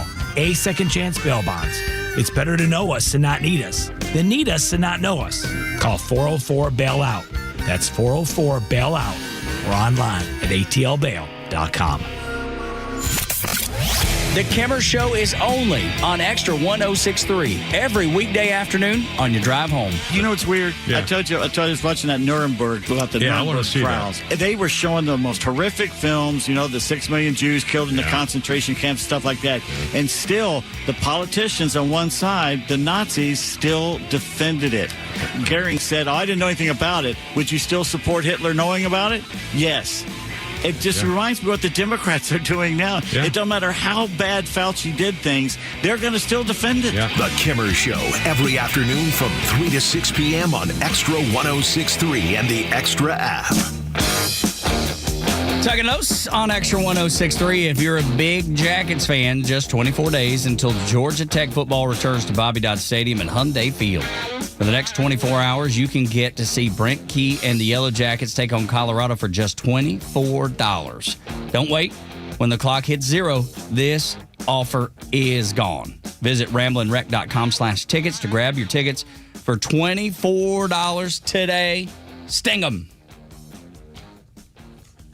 You did it. I did. You nailed it. Yeah, I thought so. While doing a Georgia shirt, wearing a Georgia shirt. That's right. I feel like I'm trying to be professional. That's all. We weren't sure like we were going to land that the right way, but you did. Well, see, thank you. I appreciate Like the hands went up. Yeah. And you're like, and you're looking at the judges going, I know that was done perfectly. Dude, it's when they come down, they pop right back up. Right back up. The gymnast. I'll be honest with you. I didn't know. It's a 10 on a piece of paper. Oh, okay. I couldn't see what it was. Yeah, there's that glare is not helpful. All I could see was actually Lowe's. I could see Lowe's in the reflection better than I could see what was on that paper. Poor Bryce put up a piece of paper and we're like, buddy, I can't no see chance it. of seeing that. You better find you a Sharpie or something so I can see it. But watching gymnastics, because my wife loves gymnastics, and I've gained an appreciation for just how hard it is. And like, I would kill myself trying to do what some of them girls do. Those girls are crazy athletic. And it's not, like I said, it's not anything that I grew up watching. She loves it. She loves ice skating and all that stuff. Those sports that I never had any interest in. Like, I mean, I maybe equate it a little bit. Did you grow up liking volleyball? or is it? It was fun playing it. Yeah, but like it wasn't. Didn't know it that way. Yeah, and now your daughters are playing it, and you're totally in. You probably know as much about it as you know anything. I need to reload every 4 years when it comes to certain sports. Like figure skating. I don't need a random Saturday with, Boitano and whoever else to watch that. Mm-hmm. But you do it every 4 years. And sheer loud. I'll commit a little time. Same here, Same man. thing with gymnastics. Same here. It depends on, when Laura gets hold of the control. If it's a Saturday afternoon and it's, I don't know, Auburn versus Oklahoma in gymnastics, and she's so in, I'll grab me a beverage because that loosens the whole mood. You know what I mean? I'm like, all right, well, that girl can turn them flips like that. That's good. That's not me. That's fantastic. Nope. No, you're not in. Not at all. Not at all. Only on the 4-year rotation. Every on the 4-year rotation. I love it. It's like I'm back and I'm in, but only every 4. Got my Team USA going. That's right. Come on. I'm not sitting back going like, oh, can't wait to see this. That's right. Yeah, I can't, if I'm being completely honest, I can't say that I look forward to it necessarily. But I know how much she watches with me. And now that we're empty nesters, man, we got to spend time together. But you can watch college baseball anytime. You can watch college football anytime. Those are sports where you don't need the 4-year window. It's like you with the World Cup. Yep. World Cup, Tug's in. I watched a few games. EPL? Nah. Yeah. Not going to do it. Hell, listen, Spain is playing Brazil in a friendly. Oh, good. Tug's like, that's great. Oh, good. When's the World Cup? It's 4 years from now. Okay. I'll catch up. I'll see you then. Let's catch up then. That's fine. That's how it goes. Love it. Kamala Harris is back, and Los, she thinks something that the rest of the country is all in favor of is absolutely nuts. She's my best friend and her own worst enemy. She really is. That is a woman that the more she talks, the quicker we find out, man, there's not a lot there as a politician. Like, there are certain people that are magnetic in their personality. And you find yourself saying, I want to hear a little bit more about what they have to say. And there are people that are on the opposite side of the aisle. I have talked about Nancy Pelosi glowingly, not because she's some amazing politician, but behind closed doors, that woman is an animal. And the stuff she did in the House for years, you're like, man, you were herding cats. You were in charge of all sorts of crazy people. And when you told them to shut up, they did. And those that didn't, she's like, I'm controlling the dollars, you're out. And that's what she would do. She ruled with an iron fist. Kamala Harris has none of these things. She's not magnetic in personality. She's not cutthroat, ruthless, power, any of these things. In fact, this ended up being Donald Trump pinning this to his profile on social media.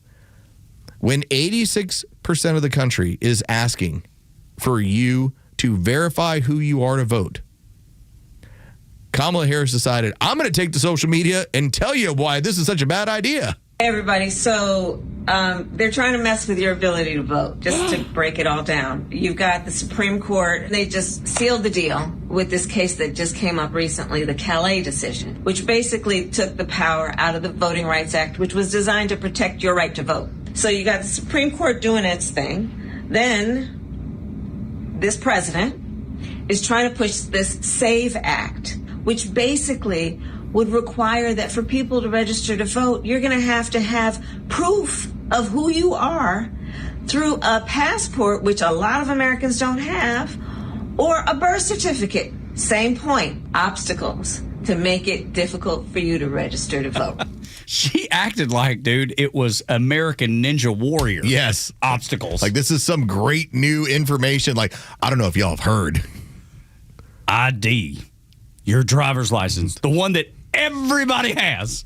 Even people that ain't supposed to have them. You're not going to believe what's being required. Where 86% of the country across the aisle are going, yeah, no, that actually makes me more valuable as a citizen of this country than the, 100 million illegals, 30 million, 40 million illegals that are here. You have to run across this pond that has all kinds of alligators in it. Obstacles. That's what the obstacles they're putting in front of you. You have to. It's like playing. See this hoop? It's on fire. Yeah, that's right. You got to jump through it. And then you got to get on a motorcycle and jump across a Grand Canyon like Evel Knievel. It's terrible what these people want you to have to do. No. Same point. Obstacles. Right. They want you to show your ID. You have to prove who you are. You aren't going to believe it. They're going to make sure that you are who you say you are. Can you believe that Verizon Wireless, to issue you a $1,200 cell phone, wants to know who you are?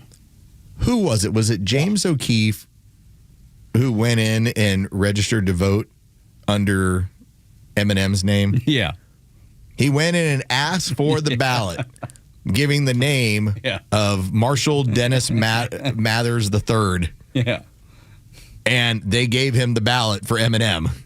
I love it, dude. And, yeah, I mean, if you don't check your ID, I mean, there's no ID check, so what's the big deal? Dude. It's that easy. Obstacles. They're putting obstacles in this. Terrible. It's like banana ball. They put obstacles in the middle of the game. It's nuts. Obstacles. She keeps talking, and I love it. I know. I hope she continues. Maybe she will. But here's the thing.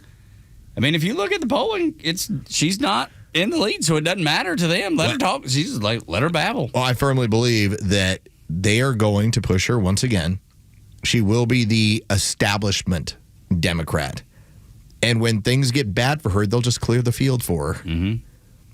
They'll just be like, who do we got to push aside here? Now, I firmly believe, because I said it before, it's going to be her and AOC on a ticket. And so then when they lose, they can claim about how sexist America is. Oh, it is. Well, racist it's the most sexist thing ever. You can't believe it. Mike, racist and sexist. You put two people that doesn't matter. If you wanted them to mentally fight their way out of a paper bag, I don't think they can do it. That doesn't matter, though. Because you're racist and sexist, that trumps everything. Oh, yes, of course. Bad candidates, obstacles, it trumps everything. And then, of course, everybody on the left can do the sighing and the sadness of, well, America's just not ready for a strong woman.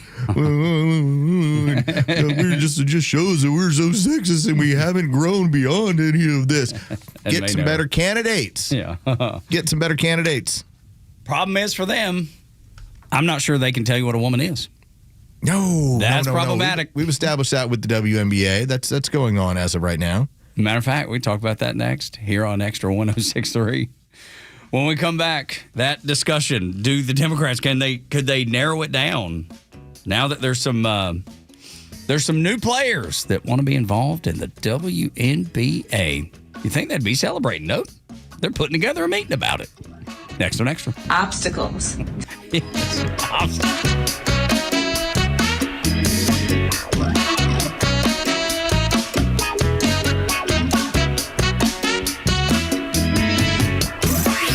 Time for the Bortz Report, exclusively on Atlanta's only conservative news and talk station, Extra 106.3. Well, I thought things were better, but apparently not so. And I'm talking about young males in grade school, in high school, and more particularly young black males. They recognize the great success and dominance in professional sports teams. So naturally, they think this is the way out for them. This is their path to riches.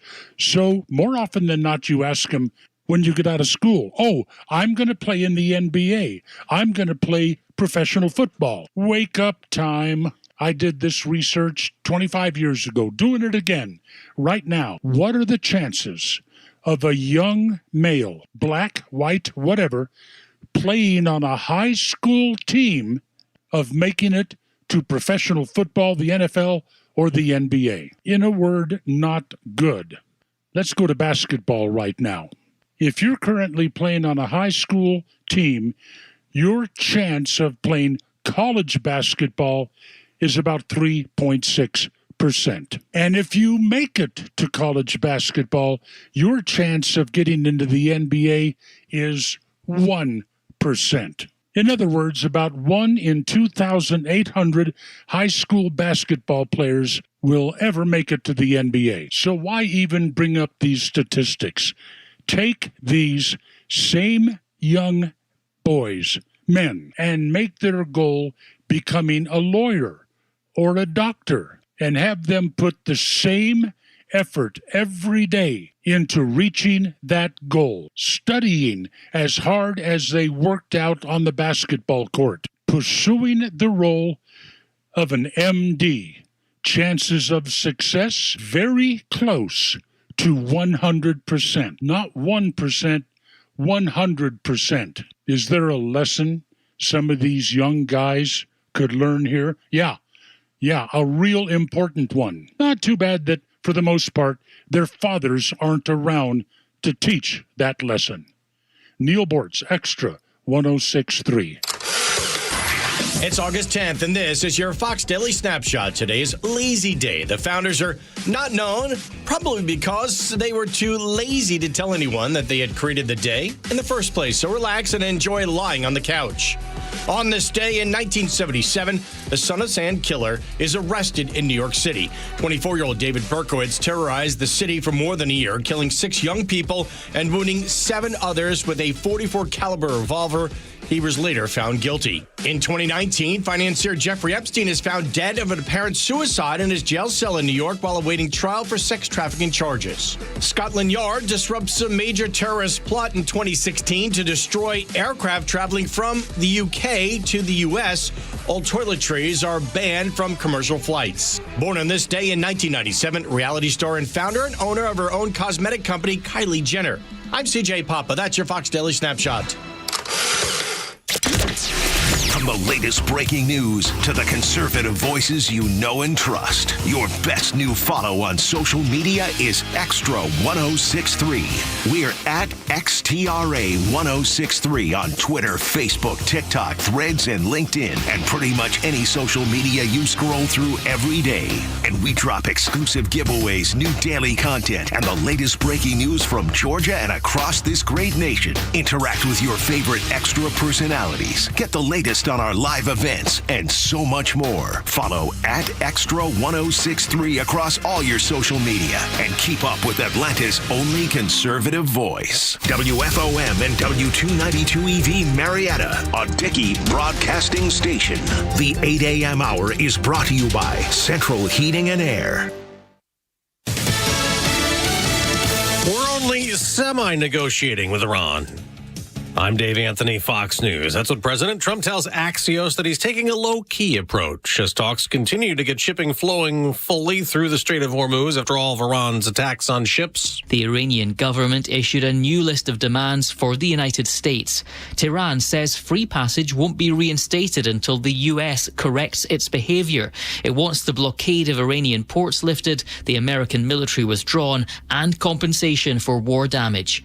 Meanwhile, Israel's prime minister's rejected a 15-point Board of Peace plan for Gaza.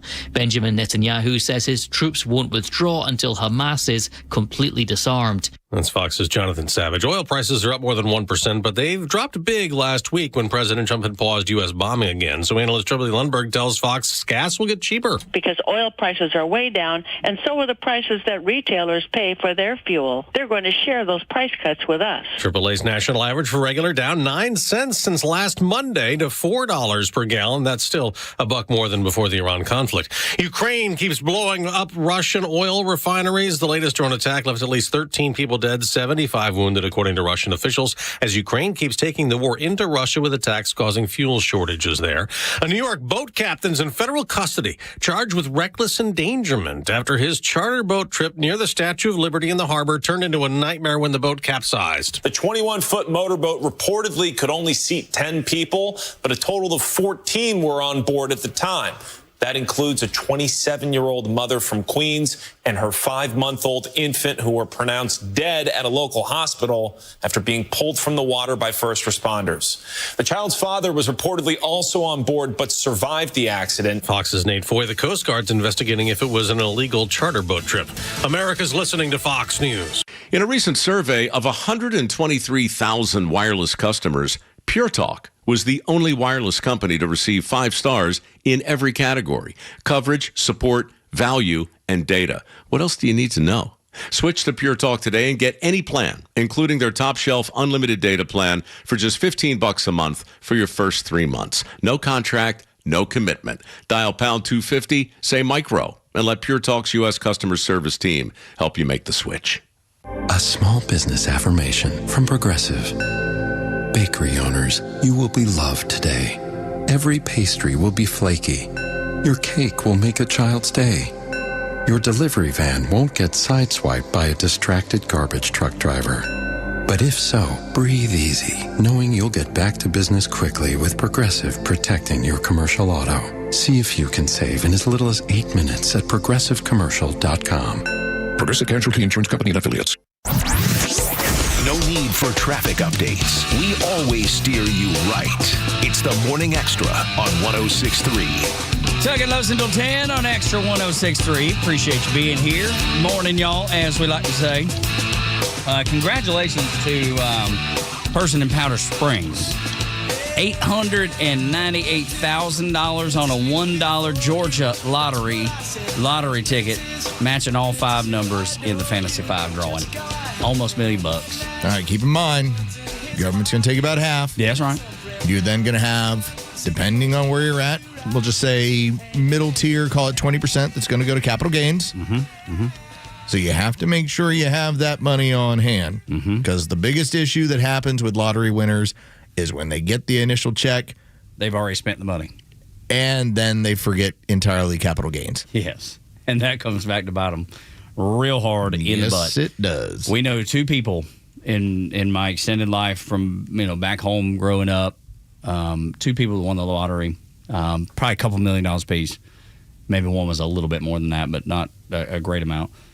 And both of them are back to square one. Neither one of them have millions of dollars anymore for some of the reasons that Lowe's laid out, but other reasons are, oh my God, we're rich. Let's go buy houses. We're rich. Let's go buy houses. Let's buy cars for all the kids. Let's spend all this crazy money because we are loaded now. We done won the lottery. All right. And it doesn't turn out all that well. So you're, let's say, $895. We'll just go with a number right around 37%. Just a nice round number. So you're getting about $563. You are going to owe another $112,000 in taxes on that. So you will get away with, $400,000. It's a good score. That's awesome, man. Quality Good job. score. Yep. But you got to put some of that away, because when you write that check to Uncle Sam in April, that is not a fun one. No, it is not. But maybe this man has done better. Maybe he's figured this out. He knows he's has been working in wherever. Well, he's a guy been but prepared. May I? Yes. If you're playing the lottery, you're probably not.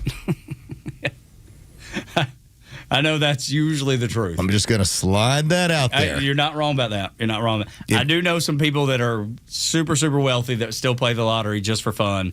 But most of the time, 99% of the time, that ain't the case. If you go up to the cashier, I never play the lottery, and you run it like a teller, exchanging it, I want this, I need this, I need 4 of those number 5s. Here, will you check this one for me? Yeah, that money's gone. Yeah. There's no chance. No savings. Zero. Zip. I got this, my Uncle AJ up in Dalton. He wins. Mama tells me all the time, Uncle AJ's won $10,000. He won $5,000. He won whatever.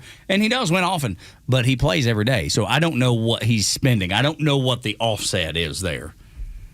And he certainly ain't going to tell you, He's like, no, I won $10,000. It's the greatest day of my life. Right, but what did you spend to get there?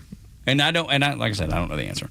And maybe I'm wrong. What did you spend to get there? I'm just asking. It's legit question. I think it's a valid question to ask. How much did you spend over the last, 6, 8, 12 months, 2 years, whatever it is, do you get to that? To get your $10,000, what did you spend? Yeah. So, if you're playing the lottery, probably not a good idea.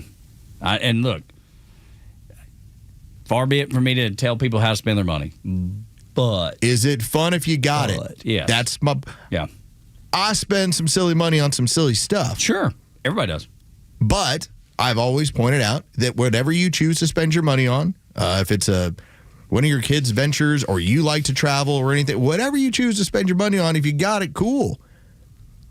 I just think that when you tend to spend it on the lottery, it's because you don't got it. Most often. Seems like it. You know? And there's a correlation there, I believe. If we're wrong about this, you can reach out to us at Extra 1063. What about the extras? What do y'all think? YouTube channel, because it'll be a quick answer about this discussion. Lottery spending. How much are you spending a week or a year on the lottery?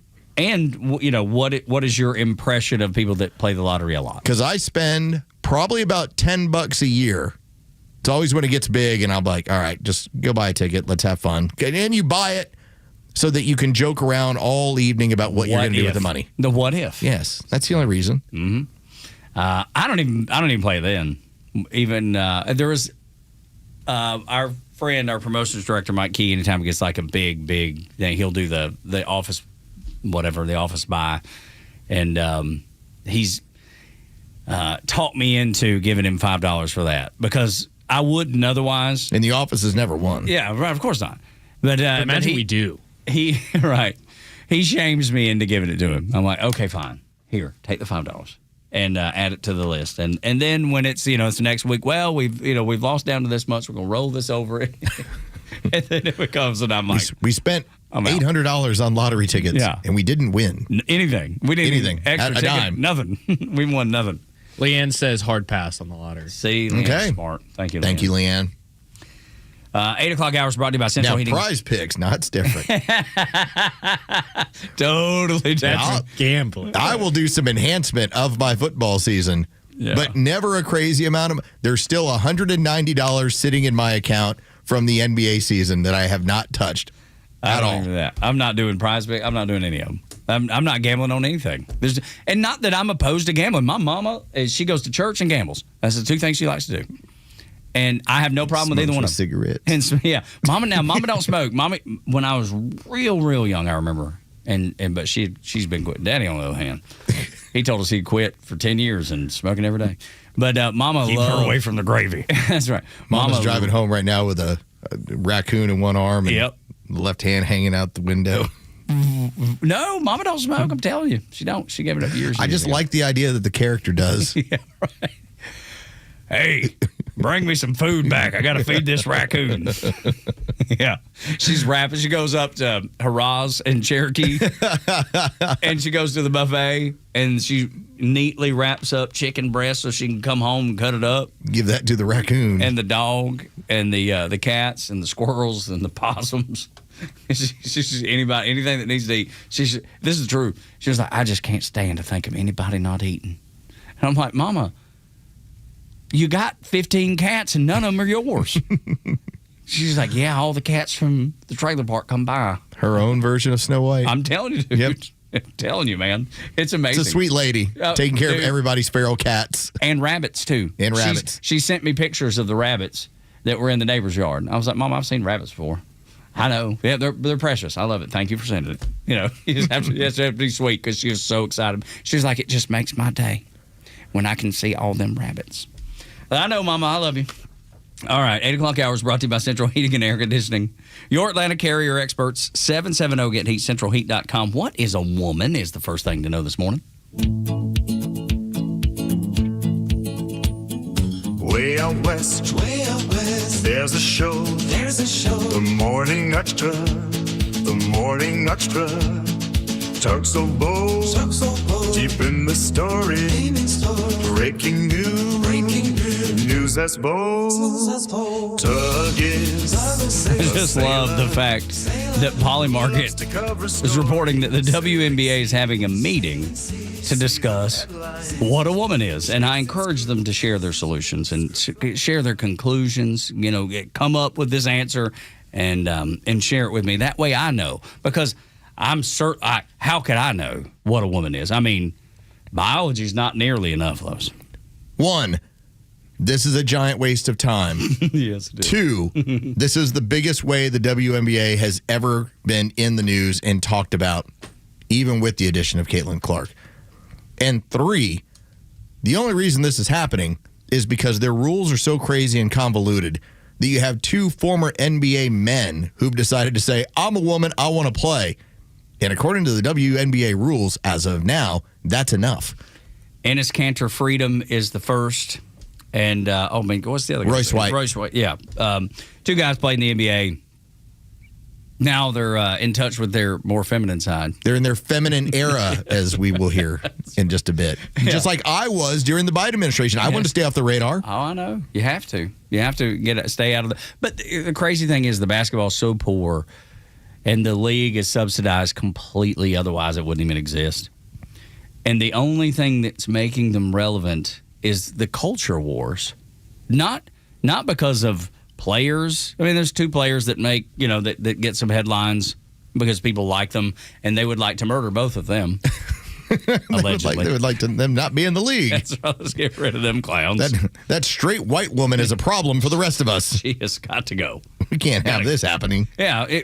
Because there was a incident where a player clotheslined Sophie Cunningham, which is the darling of the WNBA, and there's kids lining up to get her little girls specifically lining up to get her autograph, and you have some fans screaming and hollering at those little girls. It was a couple weeks ago. There was a man yelling at two 16-year-olds. Yes, two girls in Seattle, and they were catching all sorts of crap. Yeah, holding a sign said, "Thank you, Sophie," because they're high school athletes too. That back the idea that men who are confused or who are perverted should not be playing women's sports. So Sophie gets clotheslined. The woman that does it goes to the locker room and tweets, "It's white privilege." Of all things, Los. Of all things. I just clotheslined a woman like it's the damn WWF. It's a flagrant 2 foul no matter what league you're playing in. Even she insisted that it was accidental, the woman who ends up hitting Sophie Cunningham. Now, even if it is, it doesn't matter. It doesn't matter. Change anything. A flagrant 2 is a flagrant 2, accidental or not. Contact to the head or contact above the neck area is going to be always a flagrant foul, flagrant 2, and you're out of the game. That's how it goes. It just so happens it happened to Sophie Cunningham, who last week got her teeth knocked out. This week, it's the clothesline, and what we're seeing is the retaliation against a woman who is white, who has been in Sports Illustrated as a swimsuit model, who has come out against men participating in the WNBA, and now has black lesbians taking shots at her every time they can. It truly is trying to take what actually garners attention in that league and destroy it, which, again, I'm with you. It's subsidized by the NBA. It wouldn't exist otherwise. It's just that it's so crazy to see a league that is built for women and only for women, and yet caught up in a culture war that would destroy its own league if non-women were ever playing with them. And if you think about the politics that go on in that league, and they're very open and honest about their politics. I mean, it goes right along with the Marxism, the cultural leftism that's happening in America. It's almost like ground zero right there on the floor. In terms of the sports leagues that are out there, yeah, 100%. Now, as I said, in the big scheme of things, this is a giant waste of time. Totally. But only because we did see during the summer of 2024 that ad that a PAC ran, where it's Donald Trump's for you, Kamala Harris is for they, them. It worked. And I truly believed that the left was going to move away from this. What has happened is the moderate Democrats are in complete agreement. No such thing as wanting men and women's sports. It's the far left loons that don't want to give it up, in part because if you do, you're ceding this territory that now something as simple as how many sexes are there, how many genders. Well, if you can keep people confused on that, you can keep them basically jumping from one foot to the next. You're removing one of your areas of control that you have against people. Imagine us having to have a meeting to decide what a woman is here at the company. We're like, hey, we're going to have this meeting, whole staff involved. We got to figure out what a woman is. You want to talk about complete waste of time? Yes. Everybody knows. Even the people that pretend not to know. They know. And there is a difference here. I think Tug and I have been very adamant about this. You go live your best life, sister. Which is what Sophie Cunningham has said, too. She was like, go live your best life. It doesn't change the fact that you shouldn't be playing against women as a man. But when you start talking about, and this is what it is, there's a reason why they call them clubs. All right? There's Major League Baseball club. They are clubs. They run differently. And access to that club is exclusive. In the case of Major League Baseball, it's based on skill. It's based on how skilled of an athlete are you. In the WNBA, it's supposed to be based on skill and sex. That's what it's supposed to be about.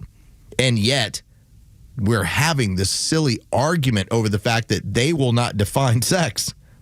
And the idea of doing so is somehow some sort of loss to the conservative movement. We've got to bring everybody together to nail this down, to figure it all We have to get out. together to determine.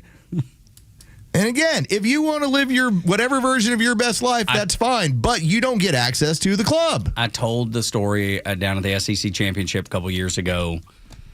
I was asking, we were down. I went with my cousin Nick. His company was gifted tickets to the game, and we're meeting up with the guy that gifted him the tickets. And we go into one of the downtown hotels. I was asking for directions, figure out where this was. Hey, where's the bar, whichever bar it was. And there was clearly there's a man, trans woman, yes, a man. And I said, "Thank you, ma'am, but I have no desire to be ugly. There's nothing in me that wants to hurt this person's feelings. Do I think there's something going on in that? Yes, there's clearly something going on.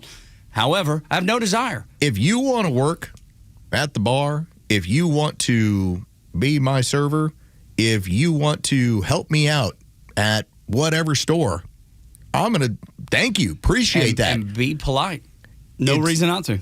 But then also, if you want to explain your sexuality to my kid, we draw a line. That's different. Or in the same way that I would with any other adult. Do you think that you are supposed to have access because you're special? If you want to share a locker room with my wife and daughter, we're going to have a problem. We're going to have a problem. Everything else, I'm like, cool. Go do good. your thing, man. Have Go do your at thing. it. That's, you know what? I'll drive you. I'll be the first person to say, hey, Dave, who's now Rhonda. Rhonda's a great person. Very nice. Sweet. Very nice person. Do whatever you want. I am right there with you. But when we start talking about exclusivity, and that's the problem. They're always like, well, we want to have inclusion, not exclusion. By the very nature of who you are, it takes athleticism to be in your league. That's exclusivity. Yeah. I couldn't go play. No. I'm not going to make it. Neither can I. Couldn't make it. But there are dudes that would just demolish, like the two that are there that are now saying, I want to be a part of this, that would just demolish. And here's what Royce Weiss is saying. Royce Weiss, now, this is a guy, I think he went like 13th or 14th overall, but he didn't have any career of note. Did not play in the league. But, and this is the other thing that non-sports people do not understand, because they're out there like, this guy was terrible.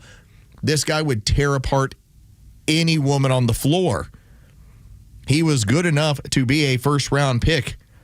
He would destroy your entire LA Fitness in about 5 minutes. You'd be thinking, oh my God, how good are really good players in the NBA? This guy's killing us. Like, yeah, that's what he would do. So take a listen. He goes on to Fox News, and Royce White, who's in a suit, at a microphone, and he's very dignified in this way. He's playing the game according to the rules that, it's not just the WNBA, these are the rules of the left, and he's playing the game to their standard. Why are you getting involved, and how did the WNBA even get to this point? You know, right now I'm just having a blast in my feminine era. I never thought that I was a woman. You know, I've always trusted the science, and I thought I was a man my entire life. But you know, after further review, strong look at my personal preferences, it would appear that I am indeed sometimes identifying as a transgender woman, and I think it's only fair I get a chance to play with some of my queens here in the twilight of my career, my athletic prime. Play with my queens. That's all it takes. You're just shoving their own BS right back in their face. Shoving the ideology right back in their face. Is it a distraction? Yes. Is it that important? No. But at the same time, this is one of those moments where you want to shake somebody and go, and I posted this on X. I was like, this person is not somehow being exposed. You are. That's right. That's exactly right. Your silliness. I don't know your rules. I don't know if these numbers are correct, but it says an NBA G leaguer makes about $45,000 a year. WNBA player can earn up to $1.4 million a year. Dude, if this is allowed, if this happens, can you imagine how many these G leaguers are going to go, I'll take the extra 1.3 $1 million. This was Nazinin Noir. She says, if you're cheering on Enos Cantor and Roy Weiss's circus act, you're also a huge effing loser. Trans people pose zero threat to you and your well-being. And I just said, actually, they're exposing you. Yeah, totally. Your mindset, your mentality that this is somehow your playtime is what. Fine. Your playtime. This is normal. Totally playtime. And they're toying with you and your silliness. They're toying with you and having fun with you. Using your own rules against you. Yes. Morning Extra at Extra 106.3 when we come back. Bill Maher has done it again. A guy that doesn't necessarily agree with us about 50% of the time. Come on in, Bill. Bill, have a seat. The real big tent is talking. And you'll hear from him and what he had to say about one Tony Fauci next on Extra.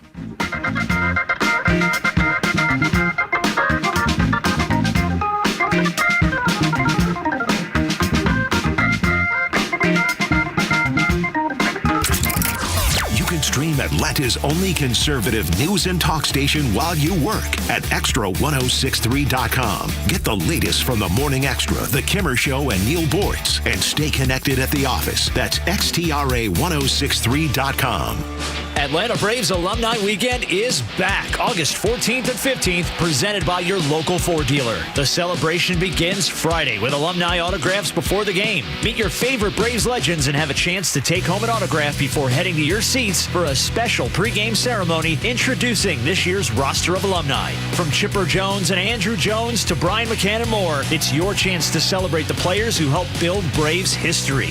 Then on Saturday, the excitement continues with the Braves Legends Parade. Line Battery Avenue and cheer on the legends as they make their way into Truist Park. It's one of the best opportunities to see your favorite former Braves up close. And new this year is MLB X, a fresh take on the Home Run Derby. Teams feature a Braves alumnus, an Athletes Unlimited Softball League player, and a player from either UGA or Georgia Tech. They'll compete in a swing-off to crown the champions. Visit Braves.com/alumni weekend for all the details and list of alumni in attendance. Atlanta Braves Baseball. We are Braves Country. Hey, it's a Kimmer. Let me answer a question I hear all the time. Hey, Kimmer, if they're called peach state windows, why are you talking about siding? Well, it's a fair question. I've known my friend Jeff Shea for years and years, worked with him a long, long time ago. While Peach State built its reputation for windows, Jeff's been helping Georgia homeowners transform their homes with premium James Hardie fiber cement siding for more than 50 years. That's what I wanted when I did my last home. Windows, siding, doors, they're doing it all, and they do it right. And right now, how about 1,000 square feet of premium James Hardie fiber cement siding for only $6,985. Here's the best part. Price includes removal of your old siding, professional installation, and paint. A complete exterior transformation. No juggling contractors, no surprise cost. One company Georgia homeowners are trusted for decades. See your work. PeachStateWindows.com. That's PeachStateWindows.com. Here's the number. 770-485-8011. Peach State Windows. The name says windows. The experience says so much more. The future of business in Georgia is bright, and Georgia Power is a driving force behind the businesses and organizations that are vital to the growth of the state. Just ask Mike Plant, President and CEO of the Braves Development Company. I think back about 2003 when I started with the Braves and just knew we had to create a destination that people wanted to come to year-round. We had a blank canvas, and I think we had a pretty good feel for what would be a year-round destination, mixed-use development, lifestyle center, all those. Fortunately, we have this incredible relationship long-term with Georgia Power. Right away, they saw our vision, they got our vision, they understood it, and they knew they needed to be a big part of that. So we're running our daily operation at the same time we're building this massive infrastructure and mixed-use development and the ballpark all at the same time. To learn more about how Georgia Power is helping businesses big and small, visit GeorgiaPower.com and tune in all year to discover how they're powering the future of Georgia. Hey, this is Los with Terry from Alpharetta, who just purchased a new car with the Honest Car Guy, the new, fully transparent, honest way to buy your next vehicle. Terry, tell us about your experience. I have a son serving in the military. He's active duty with limited time to look for a car.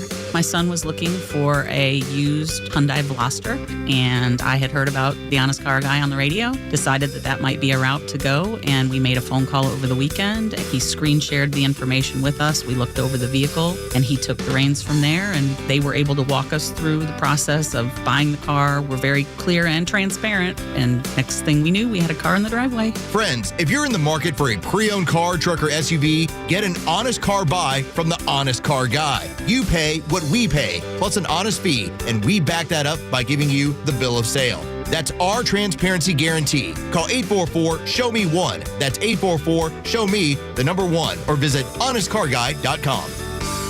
I'm Patrick Brown, former Army Ranger in the United States Army. Like many service members, I had to make difficult choices when leaving the military, and the most challenging thing was finding purpose in a new phase of life. Housing, employment, education, way too many decisions and no idea where to start. That was until I met the Warrior Alliance. They made it simple. They listened and quickly connected me to the services I needed. And like a trusted friend, they even followed up to make sure I was squared away. Change a veteran's life today by donating at thewarrioralliance.org, helping warriors navigate to success after service.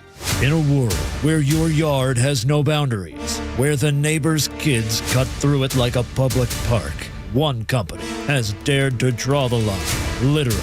Accent Fence. Hi, this is Jared with Accent Fence. Setting boundaries is a good thing. So do it with a wood, vinyl, composite, aluminum, steel, or chain link fence. And right now, we're making it more affordable with no money down financing. Get your free quote today at 770-995-7463 or book online at accentfence.net. It's the most wonderful time of the year at Staples. They've got back-to-school supplies as low as 25 cents, up to 40% off select tech, and more at staples.com/back-to-school. Staples, that was easy. The stories that matter to you. These are your Georgia headlines. It's Monday, August 10th, and here are your headlines. Representative Alexandria Ocasio-Cortez is brushing off controversial past comments from herself and other socialist politicians, joking that the, quote, woke one era was crazy on ABC. She said rhetoric like defunding the police was tied to the COVID lockdown era and isn't language candidates would use today. She also distanced herself from positions held by the National Democratic Socialists of America. A new CDC report finds nearly 200,000 emergency room visits linked to cannabinoid hyperemesis syndrome between January of 2023 and May of 2026. The condition causes severe nausea, vomiting, and abdominal pain and is associated with frequent marijuana use. And finally, Georgia officials are considering changes to the state's voting system ahead of the 2028 deadline, requiring a new system. A bipartisan committee is reviewing possible options, with local election officials saying the priority should be finding a system that voters trust, with the Georgia General Assembly having the final say. Expect a mix of sun and clouds both across the metro area and downtown, with the chance of storms in the afternoon. It'll be a high of 89 and a low of 73. Your Extra 106.3 headlines. I'm Bryce Gobert. That was a perfect segue into this discussion that we're about to have. AOC saying, we wouldn't use that language anymore. We kind of talked about this a little bit last hour. They wouldn't use the exact same language that they did during COVID, but they still defend Dr. Fauci with everything they have, which means they're just trying to maybe polish the ends, maybe make themselves look different, sound different, when in all reality, they're not different at all. Let's check in on the civil war going on the Democrat side, because right now I'm being told that, they're expanding. It's a big tent. Yes, it is. No, not so much. You have the socialists, the communists, that are basically trying to tear everything down. The moderate Democrats are looking around going, are we going to allow this? The answer is most of them yes. It's like, how do we jump ship from here? And then you have people like Bill Maher who are caught in the middle. Bill Maher, a week ago on Real Time, spent his time talking about what the DSA is promising. For instance, the end of the Senate, the end of the presidency, essentially a new government. And as he's pointing out what they've said, then you have people that were on his show talking about, it's flip-flopping. He's like, no, it's just lying. It's like, this is what they've said. As I brought up weeks ago, I'm like, just let these people keep talking. It's incredibly valuable. Well, this past Friday, he went after the deity. He went after Anthony Fauci. No. And I think this is so interesting about his audience, because let's face it, that audience is a very left-oriented audience. And he plays to that choir quite a bit. But recently, you will hear the audience not sure how to react because he's saying things that are common sense from his view as a traditional liberal. And what do we define that as? Bill of Rights, free speech. Those are his most valuable things. And yet he is saying stuff that goes against left dogma, and his audience doesn't know how to react. They're like, it's funny. And they're like, well, it's kind of true. I know, and they're looking around. So And like, is it okay to laugh? Am I allowed to laugh at this? Can I clap?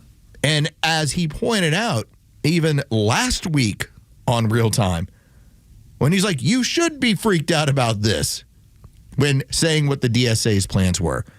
So this was this past Friday, and I want you to hear Bill Maher as he's lining stuff out. He's going through all of his monologue and then the desk time, and he's talking about Anthony Fauci. But you have to try awfully hard not to notice how much Fauci is energized by being embraced by one particular cultural tribe. It was Julia Roberts who was telling Fauci he was Jesus with a petri dish, not Randy Quaid.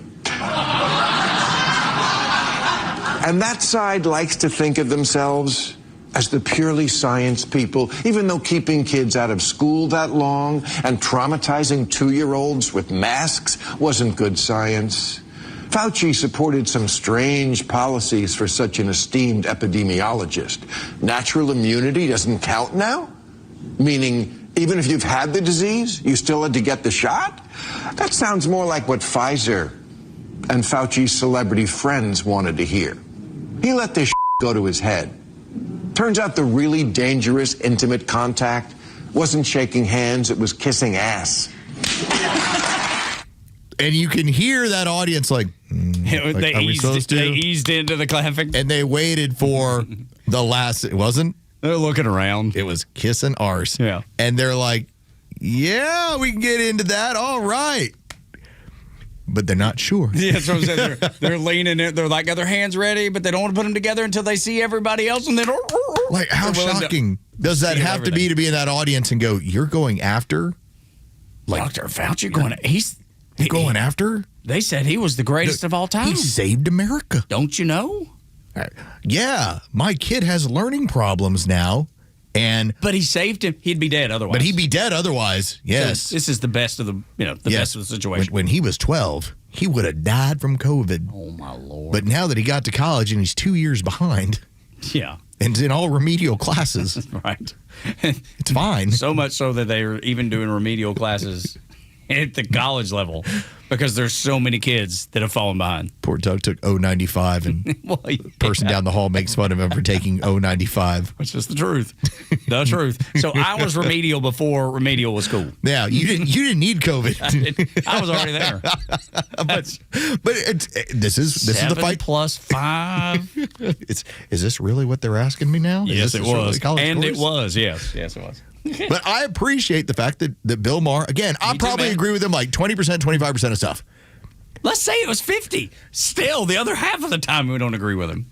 But he is spending his time and his show going after the things that concern him most about his side. And that is, you have a love of a guy who screwed a lot of stuff up. And then you're totally turning a blind eye to his own journals where he admits what's really going on. I think he's got this great awakening that's happening. And it's good because more people need to have that moment. I wish my sweet Aunt Peg would have that moment. She won't. She won't. She's never going to see anything like this. That's why I thought it was so bad last week when we talked about Stephen A. Smith talking about doing all the things that he did to protect himself from COVID. And then he learned that it was all BS. It was and all he BS. went to his audience, and I thought it was so incredibly important that his audience, which wouldn't listen to this show, but heard him say the same things that we do. I think there's value in that. And I think that's why it's so important that Mars doing it too. To me, that's the fight. And it's not, doesn't include us. Like, we know what we know. We had the ideas. We followed what the information was out there. And meanwhile, there were other people that, as I joke around all the time, I was listening to Frontline Doctors. You were listening to Rachel Maddow. All right, who turned out to be correct? Yeah, that's me.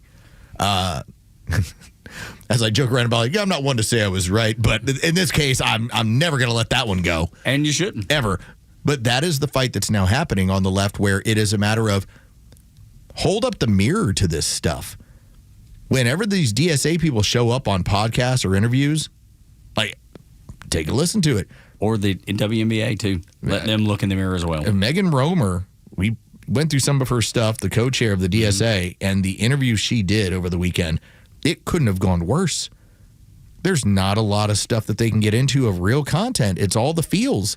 And so a guy like Bill Maher is just saying, get out of the feelings. Like, here's what's actually happening. And if we don't draw attention to it, then we're subject to give up everything for it.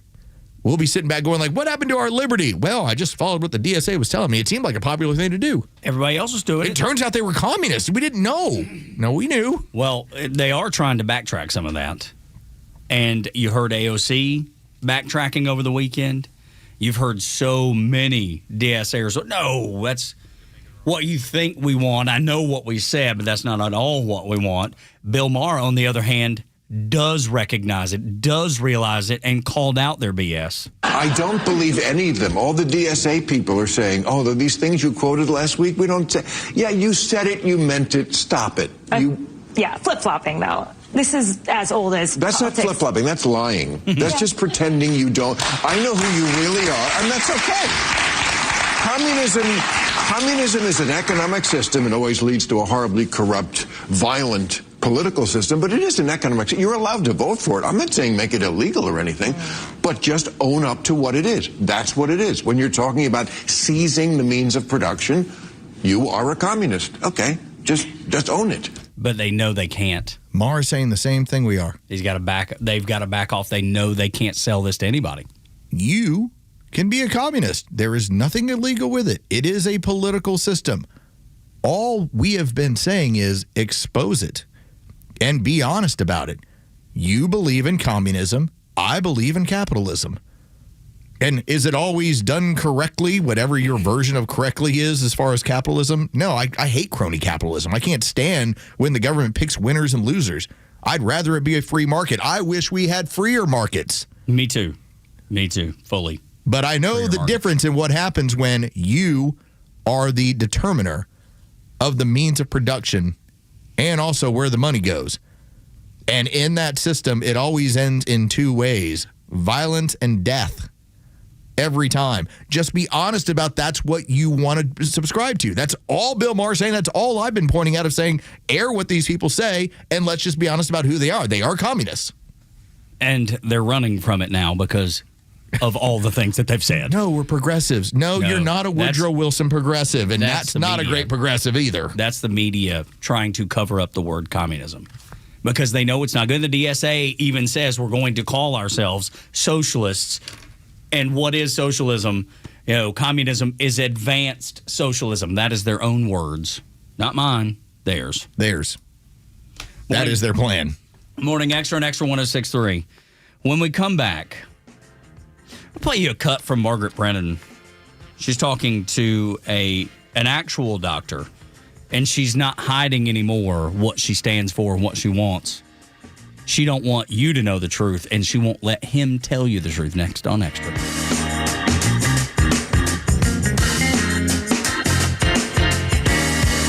Good morning, it's Los. Let's talk about Howard Brothers and Skag. Is your grass growing faster than your mower can handle? It's time to level up with Skag. All the rain that we've gotten, you've seen what it's doing. Even though we're getting to that point in the summer, you're thinking to yourself, hey, maybe you're going to slow down a little bit. No, the showers keep coming. Built tough, made to move, and it cuts so clean your lawn will make your neighbors jealous. Skag mowers don't mess around when it comes to getting the outside work done. You can find your next Skag mower over at Howard Brothers. Their team can get you leveled up with the best mower in town. Hey, if you want to take a picture of your yard, show it to them. They will give you the best suggestion on a Skag. You can even go and find one over at howardbrothers.com. The grass is always greener when you take care of it with Skag and Howard Brothers. Extra 106.3 Sports, powered by 680 The Fan. Good morning. Here are your sports headlines for Monday, August 10th. The Atlanta Braves took the final game of their 3-game series in New York yesterday afternoon against the Yankees. 2-1 the final in 10 innings, as all 3 games with the Yankees were decided by a single run. Tonight, the Braves are back at home as they begin a 3-game series with the New York Mets. It'll be Bryce Elder on the mound for the Braves, Christian Scott on the mound for the Mets. First pitch is set for 7:15. You can hear all the game action on our sister station, 680 The Fan, and for free on the Fan app. From the NFL, Falcons training camp continues. The team enjoyed an off day yesterday as they will return to the practice fields this afternoon. Safety Jesse Bates has now missed the last 4 practices with what the team is calling a back ailment. Defensive lineman Zach Harrison, he's been activated, and he returned to practice on Saturday. With your sports headlines, I'm Carlos Medina. Hey, this is John Flading. I'm the president and owner of ATL Turf Co. We are a family-owned, operated, independent local company. We have over 15 years of artificial grass design, installation, and sales experience. From premium artificial lawns and backyards, custom putting greens, sports fields, hardscape, drainage. We do both residential and commercial. If you can dream it, we can build it. Just go to atlturfco.com to schedule an appointment. At Jim Ellis Ford Sandy Springs, buying your next vehicle can be as simple, convenient, and personal as you want it to be. With the Jim Ellis Expressway, start or complete your entire purchase online, right from home. Shop at your own pace, on your own time. You can handle things independently or with a knowledgeable Jim Ellis Ford sales professional ready to help when you need it. Value your trade, explore payment options, complete your purchase online, even have your new vehicle delivered to your home. Jim Ellis Ford is a local, family-owned dealership built on trust, transparency, and long-term relationships. Jim Ellis Ford Sandy Springs takes care of you before the sale, during the purchase, and long after you drive home. Convenience makes buying easier. Trust makes owning easier. Get started at JimEllisFordSandySprings.com or stop by the Jim Ellis Ford Sandy Springs showroom, conveniently located at 7555 Roswell Road, just 4 miles north of I-285. Jim Ellis Ford Sandy Springs, where you can always expect the best.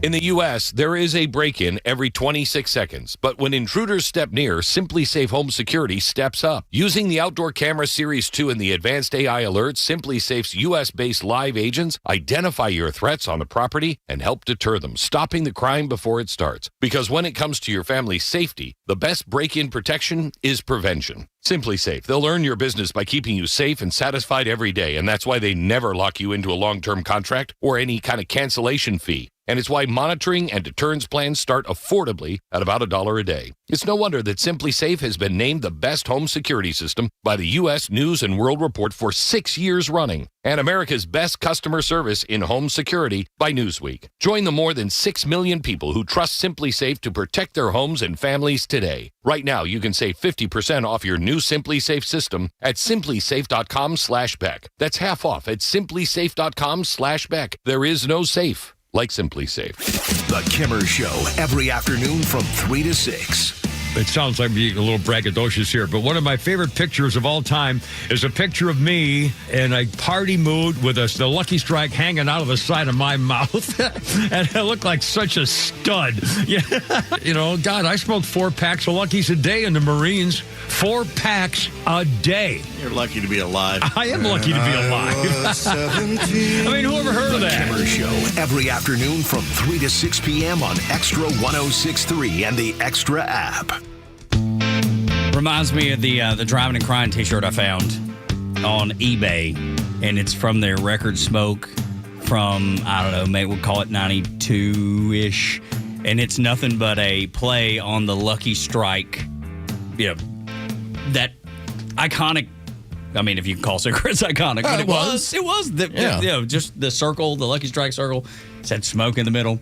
Dude, I found this t-shirt, and I'm about to go get it. I have an addiction to buying vintage concert t-shirts or reprints. I don't care. Just I want it to look the way it did then. And so when he talks about smoking Lucky Strikes, it makes me think of that. It's pretty funny. Smoked through 4 packs of Lucky Strikes a day. What? Maybe they hadn't put all that junk in them quite yet. I mean, did you just light the next one with the previous one? That's it. Absolutely. I don't remember. Yeah, it's like a train. Oh, I love it. I'm going to play you a piece of audio from Margaret Brennan. Margaret basically tells you what side she's on. She made it obvious yesterday. She made it so clear what side she was on. She's not going to allow an actual doctor, Dr. Bacharia, to get the chance to speak because she knows how damning it is to her, the media at large, the government, the so-called experiments about COVID and misinformation that they spread. Listen. On this issue, you were down in Atlanta this past week. This is 1 year since that horrific shooting at CDC headquarters. Officer David Rose was honored this past week. He was killed last year protecting CDC employees from a gunman. And we should note he was a combat veteran, a United States Marine who had just graduated 5 months prior from the police academy. 3 kids left behind. The shooter was motivated by misinformation about the COVID vaccine. That is why he shot over 100 bullets into the windows of the CDC. Is enough being done to counter this kind of misinformation? I should start with, I got to talk with Officer Rose's wife a few months back. Well, one of the first things I did is to honor him and his sacrifice in protecting the people that work at the CDC, the amazing people who work at the CDC, was we renamed the street that leads into the CDC after him, and it was a really nice event. I'll tell you, the thing is, I want to focus my attention on Officer Rose because I think the shooter did was horrific, and I think you could talk about why shooters do things, but really fundamentally. Well, his father said he was brainwashed about the COVID vaccine and thought it was making him suicidal. That's what Margaret, the thing is, to talk about the shooter puts the emphasis on somebody who's. I think we shouldn't be putting our emphasis on. No, I am on misinformation about. I think the key thing is there's a loss of public trust in public health that happened in part because of a lot of, frankly, even on this network and on other networks, there was a particular single point of view put across during the COVID pandemic about how, that led to things that really did cause harm to people. The school closures is probably the number one thing. This is not a productive line of claims. We covered COVID in depth on this program like no other Sunday show did. I'm not blaming you specifically. What I'm saying is, you want to talk about misinformation. The kinds of decisions and sort of the She's public, about to get really combative here. Sort of face of public health during the pandemic led to many people losing trust in public health. The Trump administration officials.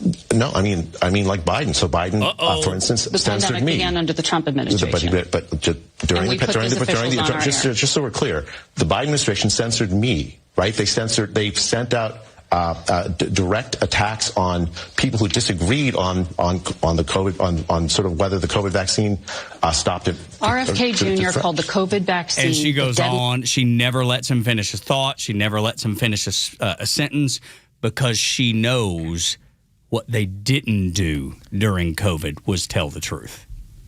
The issue that he's bringing up, and Bhattacharya was one of the people that was censored. You can go through the history of whether Alex Berenson, he was censored. You can go through the people that were trying to have Facebook groups that were talking about some of the issues they were having. The censorship started with the Biden administration and the rollout of the shot program. And so when you talk about mis or mal or disinformation, that's really what we're talking about. That is when you start to have, and to me, if you want to talk about the lack of institutional belief, a lot of that got going with leftist activities with BLM during that summer. You told all of us to stay home, and here's what you got to do, and here's how you got to be safe. Yet, then you allowed thousands of people in the streets to cause as much problems as possible. That was the first time we all went, oh, sorry, well, I did it well beforehand. But a lot of us were going, like, it started to wake people up to like, hey, you can't go to church, but these people can all do this. And so there was a lack of belief in public entities that you'll never get back. Yeah, and to have the news media then be in lockstep with that. That's what Bhattacharya is talking about. Still to this day. Yes. They're still protecting Dr. Fauci. Did you see her talk about the Trump administration, Trump? And he was like, well, wait a minute. Actually, the censorship came under the Biden administration, and then she had enough. RFK! She's yelling and screaming. This woman knows that they did the wrong thing and is not willing to ever admit it and will continue to pound that drum. we covered this better than anybody. No, you didn't. I don't care what you say. You did not. If you would have, the outcome would have been completely different. People would have had an idea about the facts about that COVID vaccine. And in the moment, I was the person who was criticizing the governor's use, including in this state, of emergency power because most of the state constitutions only allow it for 30 days. And so when you start to have, including states like Georgia that were opening up, I was like, good. That's what we should be doing. Georgia was first. People forget. And then you had this echo chamber from the media and from the medical elite. And Margaret Brennan. Yes. People like her. The Georgia experiment in sacrifice, as Amanda Mull wrote about it. Still won't forget that one either. But that was then as you started to see, wait a minute, we're striking out. We're actually having real freedom and liberty, and we get to make our own choices based on what kind of risk factors we have. But the media then turned it into, well, it's going to be pure death. In fact, I still remember Anthony Fauci, when asked about college football in the South, talking about it's going to be a feeding frenzy for COVID. That's right. Oh, really? Oh, really? It was? Okay. Of course, no. Of course not. They were wrong again. And Margaret Brennan and her network were standing right behind Fauci, locked arm in arm, and still to this day are. That's the thing that drives me crazy, because it's just like Jake Tapper knowing everything about Biden, not saying a word, and then writing a book later about what he knew then. But the difference is between what was going on during the Trump administration and into the Biden administration was an active use of censorship and government power. Two completely different scenarios. Same thing happened, though. They lied to you, and then they made money off of it. Yes. So that's what's being brought up to her, and she wants to run with it like I was doing what I was supposed to. No, you were just part of the machine that caused this country to no longer believe in a lot of its institutions. It was the first moment when I was like, yeah, these people are nuts, and I'm going to tell you about it any time. Like, I'll give up a sports radio career for this. CDC's never. Who fully trusts the CDC now? I can't say I do. I would love to be able to. No, not at all. No chance. But I don't. What about the NIH? You trust them? If they tell you that there's a new virus coming, don't care. Are you going to allow them to lock you down like you did during COVID? These are still the same people in the FDA that have already signed off on a flu shot with the same technology and same sort of problems that your COVID shot has. Who's in charge here? It's the people. They are. The people with Big Pharma. The biggest checkbooks in the world, because people like Margaret Brennan will be glad to echo it. And she will never question this stuff. Because who's paying the bills there? Big Pharma. Big Pharma, every time. Keeping the lights on for those fools. Morning Extra and Extra 106.3. Download the app so you can listen live and on demand. Morning to the Extras. Country call out to y'all. Appreciate you being here. 8 o'clock hours brought to you by Central Heating and Air Conditioning, your Atlanta carrier experts. 770-GET-HEAT. CentralHeat.com. We must ask the question, what the hell is going on in Gwinnett County, Georgia? Next on Extra.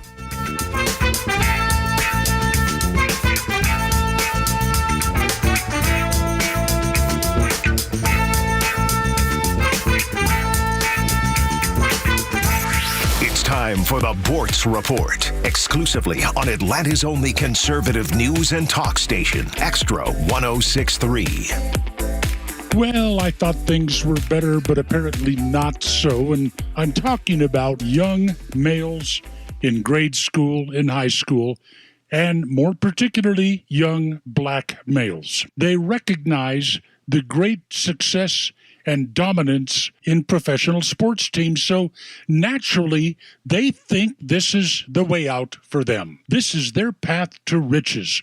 So more often than not, you ask them, when you get out of school, oh, I'm going to play in the NBA. I'm going to play professional football. Wake up time. I did this research 25 years ago, doing it again right now. What are the chances of a young male, black, white, whatever, playing on a high school team of making it to professional football, the NFL, or the NBA? In a word, not good. Let's go to basketball right now. if you're currently playing on a high school team, your chance of playing college basketball is about 3.6%. And if you make it to college basketball, your chance of getting into the NBA is 1%. In other words, about 1 in 2,800 high school basketball players will ever make it to the NBA. So why even bring up these statistics? Take these same young boys, men, and make their goal becoming a lawyer or a doctor, and have them put the same effort every day into reaching that goal, studying as hard as they worked out on the basketball court, pursuing the role of an MD. Chances of success very close to 100%. Not 1%, 100%. Is there a lesson some of these young guys could learn here? Yeah, a real important one. Not too bad that, for the most part, their fathers aren't around to teach that lesson. Neil Bortz, Extra 106.3. This is Poll Paris with Fox News Director of Polling, Dana Blanton. We just released a Fox News Texas survey, a state where Republicans have won every Senate race since 1990. Our new Fox poll shows a tight race this year, with Democratic candidate James Tallarico ahead of Republican Ken Paxton by 3 points. That's well within the survey's margin of error. What hurts Paxton is more voters worry he lacks the character to be a senator than are concerned Tallarico is too extreme. In fact, more than 1/3 of Republicans and 2/3 of independents are worried about Paxton's character. Tallarico is helped by significant support among young voters, suburban women, and Hispanics. Plus, he gets a boost from about 20% of non-MAGA Republicans backing him. That's where things stand today. However, 1 in 5 Texas voters say they could still change their mind. Read the full survey at foxnews.com/poll. I'm Dina Blanton, and that's your Poll Parade.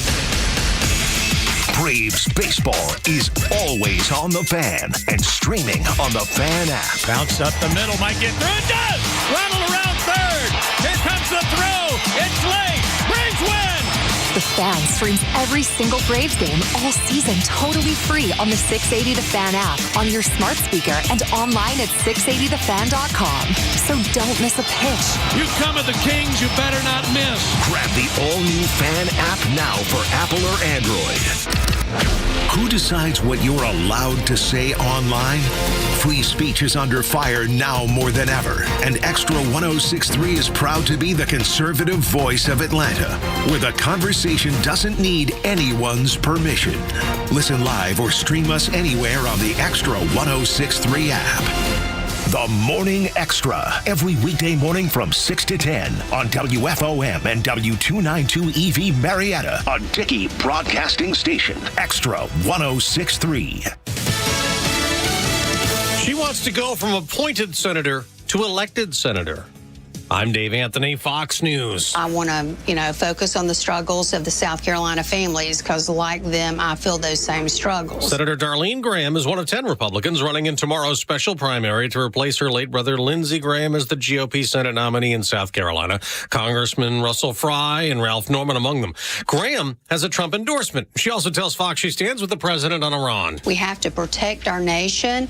I realize that the price of gas is a little high right now, but I think President Trump is going to get us through this, and the price of gas will eventually come down. Iran is making new demands before allowing shipping to flow fully through the Strait of Hormuz, wanting American forces to leave the region and the U.S. to compensate Iran for all the bombing damage.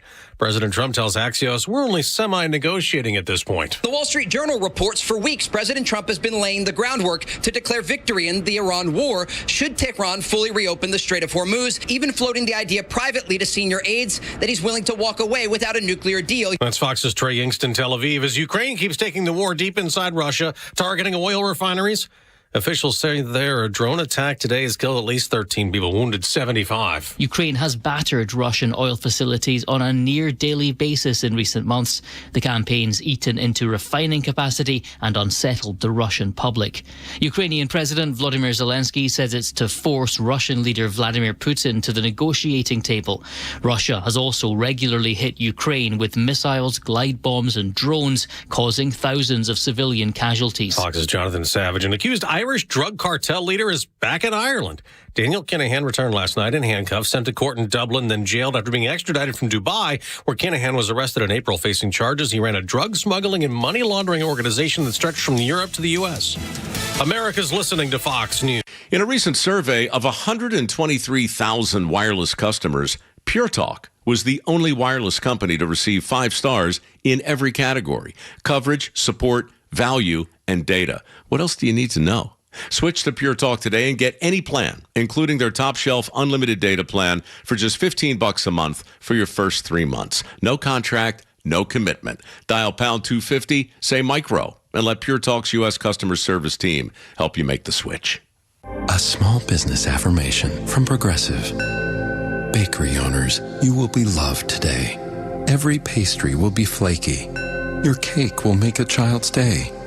Your delivery van won't get sideswiped by a distracted garbage truck driver. But if so, breathe easy, knowing you'll get back to business quickly with Progressive protecting your commercial auto. See if you can save in as little as 8 minutes at progressivecommercial.com. Progressive Casualty Insurance Company and Affiliates. Wake up with the Morning Extra on Extra 106.3 Atlanta. Tug and Los until 10 on Extra 106.3. Morning, y'all. We were just talking about a new show that Los is watching that I think you might be interested in because I don't know why. I hooked you. Dude, immediately. Because I'm a sucker for animals to begin with. I get it from a mama. Mama had a pet alligator. She's had, I know it sounds nuts, but in the late 60s, early 70s, you could buy alligators in Florida. She did. She's raised possums and squirrels and raccoons and bunnies and dogs and cats and snakes and squirrels and aeroplanes, and Lenny Bruce is not afraid. But this new show, Monsters of God, that Los has introduced me to, this is going to get some play at my house, I have a feeling. Documentary. It's by the same Eric Good who did Tiger King that we got during the pandemic. And then if you saw Chimp Crazy, which focuses on people that would keep, most of the time it was always when they were young and then they figured out what to do with the good sweet monkey. But when they get older, when they get more mature, they get more violent. And so it was really about a documentary when the federal government comes to seize the animals and what one woman, how crazy she is to protect them. In this case, this is about the reptile trade and then the illegal reptile trade. Like, how do we end up with an Everglades filled with big ass pythons? Well, we'll get into that as it goes. But it's so far, after the first episode, I'm like, all right, bring me episode number 2, because the drug trade and a lot of illegality tied in with reptiles is going to start kicking off here. Dude, those people that go and have giant, and I love snakes. I think they're cool. I had a little ball python when I was in high school, about almost 4 feet long. It's just cool. That's what they talk about. The least aggressive of that type of animal. You can buy them at pretty much anywhere. But they're like the biggest one in the history of that breed of python is like 6 feet long. Most of them about 4 feet. But that, for me, a python that gets 15 feet long, not sure why that's a good pet. And I love snakes. So they call them hot snakes. Like the illegal ones? No, the poisonous ones. Oh, you can buy poisonous ones in the underground trade? This is the illegal trade. Oof. So the joke that they get into is, it's when you end up with a cobra in your front yard, it's because it got out of your neighbor's garage because he has hot snakes there. And yeah, I would imagine problem. When it pops you on the arm or the leg or the calf, it feels real hot. I'm going to send my snake on you. You better watch out. I know, dude. I So, just because I know you love reptiles, I know you love snakes. I think it's so cool. That one's worth your time. So cool. That's definitely a good start. Yeah. Now that I've gotten Shark Week out of the way, man, I watched every night some Shark Week, bits and pieces of it. And now this is something else. Because this weekend, I forget what we were doing. It was maybe it was before we went to a cookout on Saturday. We had the guy at the house finally finishing up most all of the tear out of our remodeled bathroom. And I didn't have anything to do, so I was just sitting there watching. I watched a documentary on Chuck Berry on Access TV. I watched a Pink Floyd documentary. I watched a Fleetwood Mac documentary. There was just one right after. It's just the way the programming went. So I'm like Los when it comes to that stuff. I enjoy it a lot. But Monsters of God had not hit my radar screen. All right. This will make you feel better about it, too. And maybe you'll mix it in at some point tonight, today, whenever. The name of the documentary is not referring to the animals. That makes it even more interesting. It's referring to the people. Yeah, that's right. Yeah. Yeah, which I understand. I do. So when you look at it and you're like, oh, what are they saying? That's mean about snakes. Ain't nothing to do with the snake. Nothing to do with the animals. It's the fools. It's the people involved in the trade and what they do. Dude, did they premiere that? Because I just saw. Yeah, it's one episode. The next episode is out on, I believe, Tuesday. Yeah, there's I guess it was shown at South by Southwest this year, and there's an image of what looks to be a rattlesnake of some sort, wide open fangs, released, ready to just pop somebody. There's a lot of crazy snakes that they will feature, but good Lord, to go along with that, a lot of illegal chameleons you're not supposed to have, lizards, a lot of stuff like that. And then people go turn them loose, like Los is referring to. People go turn them loose in the Everglades, and that's the reason that the Everglades are covered up with those giant pythons. It's Rotten Tomatoes got a 100. Wow, how about that? So pythons and boa constrictors and all that stuff down there. Pretty strong so far from what I watched. Yeah, and all the people got lots of tattoos.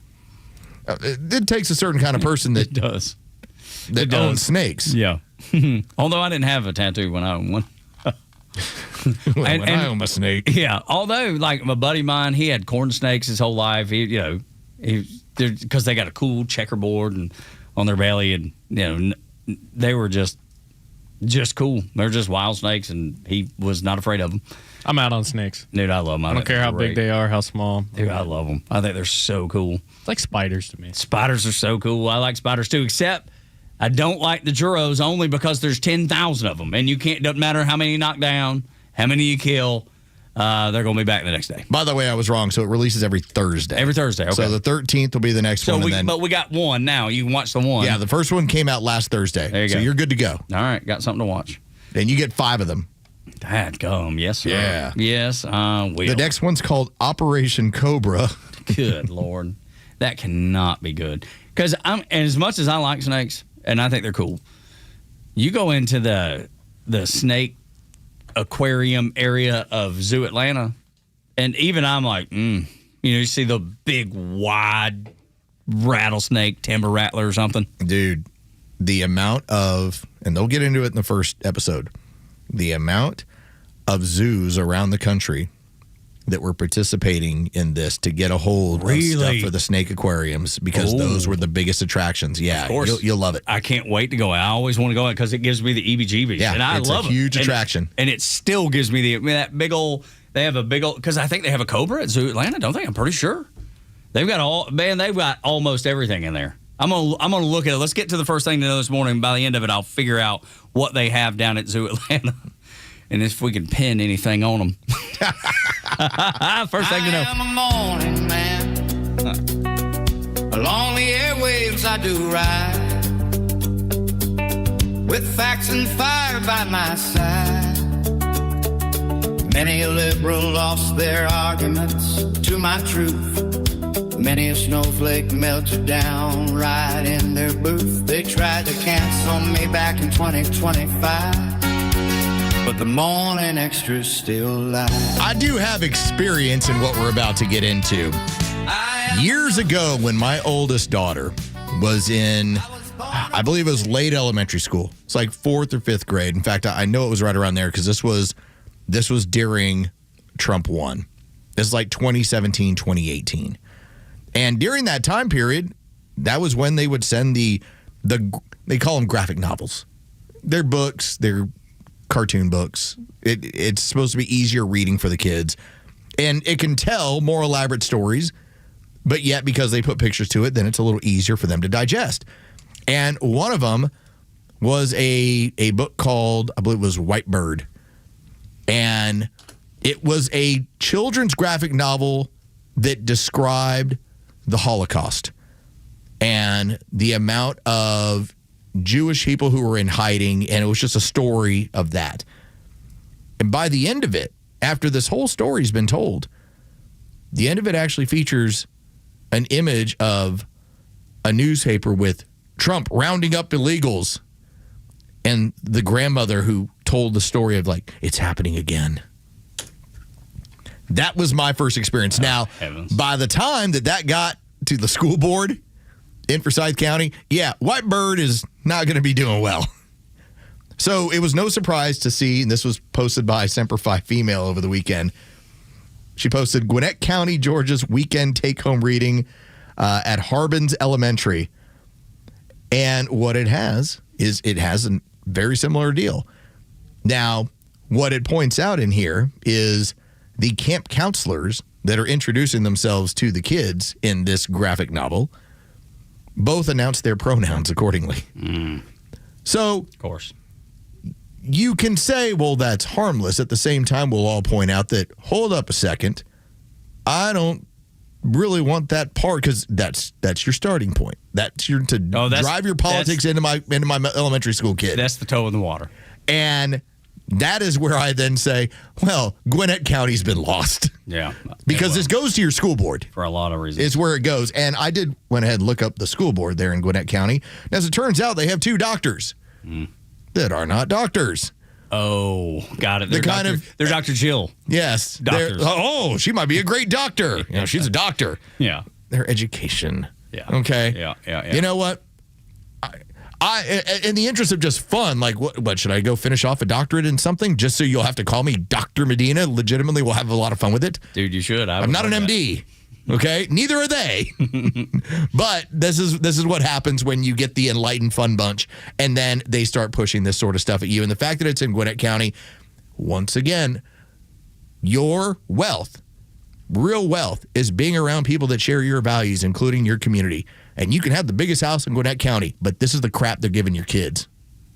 That ain't wealth. No, it's not. That's crap. And those people are going to continue to poison the well as long as they can, as long as they're allowed, as long as they still get paid, they will. And when they're fired, or when it finally catches up to them, they'll move to another state and do it there. We've seen it happen a dozen times. People get fired from a job somewhere in the country on a school board, and they go to another school and they try that same crap again. You must be watching your school boards. You must be watching your city councils. You must be watching your county commissions. The reason is that's where all the actual power is over you and your family. The discussion of Senate and president and all that stuff is sexy, yes, because everybody hears about it, knows about it. What's happening in your school board, only a few people hear about. And it could be things just like Los has laid out. You have to be paying attention. There's a reason that George Soros is funding races in city councils, county commissions, and in school boards, because they know, just like we've explained to you, that's where the real power is. And you can go find people that share your values for school board. The problem ends up being is that when your community has changed, and largely it's an influx of people who aren't from around here, they tend to vote accordingly. That's what occurs. And so when you start seeing this stuff show up in elementary school, and that's the tip of the iceberg. It is much more prevalent as the kids get older. Yeah, definitely. They feel much better about, let's go ahead and really hammer the middle schoolers and the high schools over the head with this stuff. If you're seeing it in your elementary school, just know it is a lot more exotic and a lot more prevalent as the kids are older. And it's just a matter of like, okay, so how does this show up? Is it the classroom with the flags? Is it the type of reading? Is it the type of way that we all have to share our pronouns when we start our class. Dude, if they're doing that to you, get your kids out of the schools. Get your kids out. As best you can. And I know that sounds easy to say, not as easy to do. It depends on how important it is to you. If I were go take your school boards back. Yeah, that's the fight of your lifetime. Honestly, you can find, whether it's yourself or somebody else, if you want to win a seat with a school board, safely doing it's probably around $10,000. If you want to just destroy everybody, it's $20,000. And you might say to yourself, this is problematic, but this is where neighborhoods come together. This is where true grassroots happens. And you start putting together, hey, you're sharing it in your neighborhood group. Seeing this in our schools. Anybody else paying attention to this? Anybody else want to go and run against this stuff? Let's have some donations. Let's put it together. So-and-so will run. You need to be involved. And that's how you do it. You need to be involved. I don't have a kid in the school systems anymore, and I still know how important it is. Because your senator and your congressman cannot help you in this. This has to be done at the school board level. This has to be done at the grassroots level. And as we've pointed out before, like, it's really fun to talk about what the president's doing. The president should not have a large impact on your life like your local politicians will. And in this case, local politics put a book in somebody's house over the weekend. That spreads and it's crazy because you wouldn't think there's a connection to the WNBA, but there is, because it's all the same politics. It does the same silliness. It does all the same politics. That's the thing. And it has so many tentacles everywhere. I won't go into detail, but I have a family member that I'm so concerned about for some of these same reasons. There's a kid down the street that has been brainwashed into believing that he is something that he's not. I couldn't believe it. This was a discussion that I had, I don't know, maybe a month ago. These things are really happening to real kids, and you know some of them. It's not an isolated incident anymore. It's not. You have somebody who posted within this thread, I'd march right into that school and let them know they won't be pushing that S on my child. It's not going to do you any good. No, it's not. It's not going to do a bit of good. You have to go change the school board. That's the whole point. Or get your kid into a private school or homeschool. And again, it's difficult. And that is a life-changing decision for everybody involved. But I've not yet seen it not turn out good or not turn out well. This is what we refer to as grooming. And remember, I'll tell you, the party of pedophilia is the liberal, the Democrat Party. This is the fight of your lifetime. This is their thing. These people made up the term MAPS, minor attracted people. Yuck. These are the same people that gave us NAMBLA because they wanted to make this regular. Go look them up. They didn't want it to have a social stigma attached to it. All you have to do is look them up. And you wonder what they're dropping into your elementary schools? This is your fight. Now you got a little bit of it. Just a little taste of it. And either win or get out. It's one of the two. But the crazy thing is, it's not New York, not California. It's not far off places. It is just up the road, about an hour and 17 minutes from where we sit right now at the Battery, Atlanta. New Hope Road, Decula, Georgia. Harbin's Elementary School. Morning Extra on Extra 106.3. I do have good news. The phone system's back up, 404-741-1230. I mean, look at there. Liberal John was the one he called. He said, hey, I finally got through. Oh, my gosh. Country call out to Liberal John. Love you, brother. Liberal John's just been getting this dead sound. He's like, oh, they're not there yet. He reached out. He's reached out a couple times like, what in the world's going on with y'all's phones? You like 2 days of the whole system being down. You got to get this right. And he's right, yep. In case you feel like you're living in the Matrix, I might have the reason why. Next on the Morning Extra at Extra 106.3.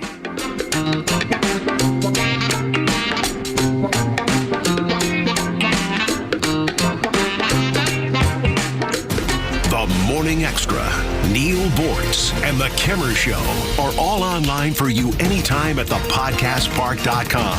Plus all of Extra's exclusive podcasts like Ben Burnett, Janelle King, and so much more. All at thepodcastpark.com. Presented by Associated Credit Union.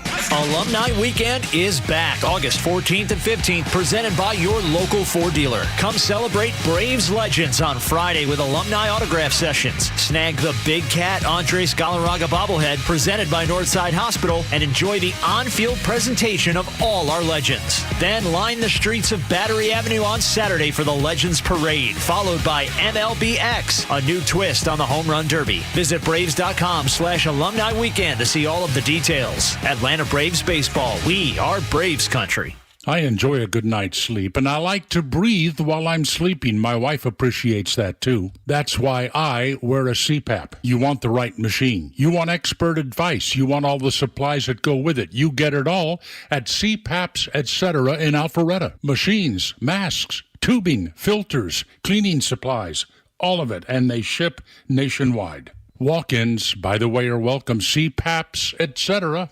Alpharetta, CPAPSETC.com.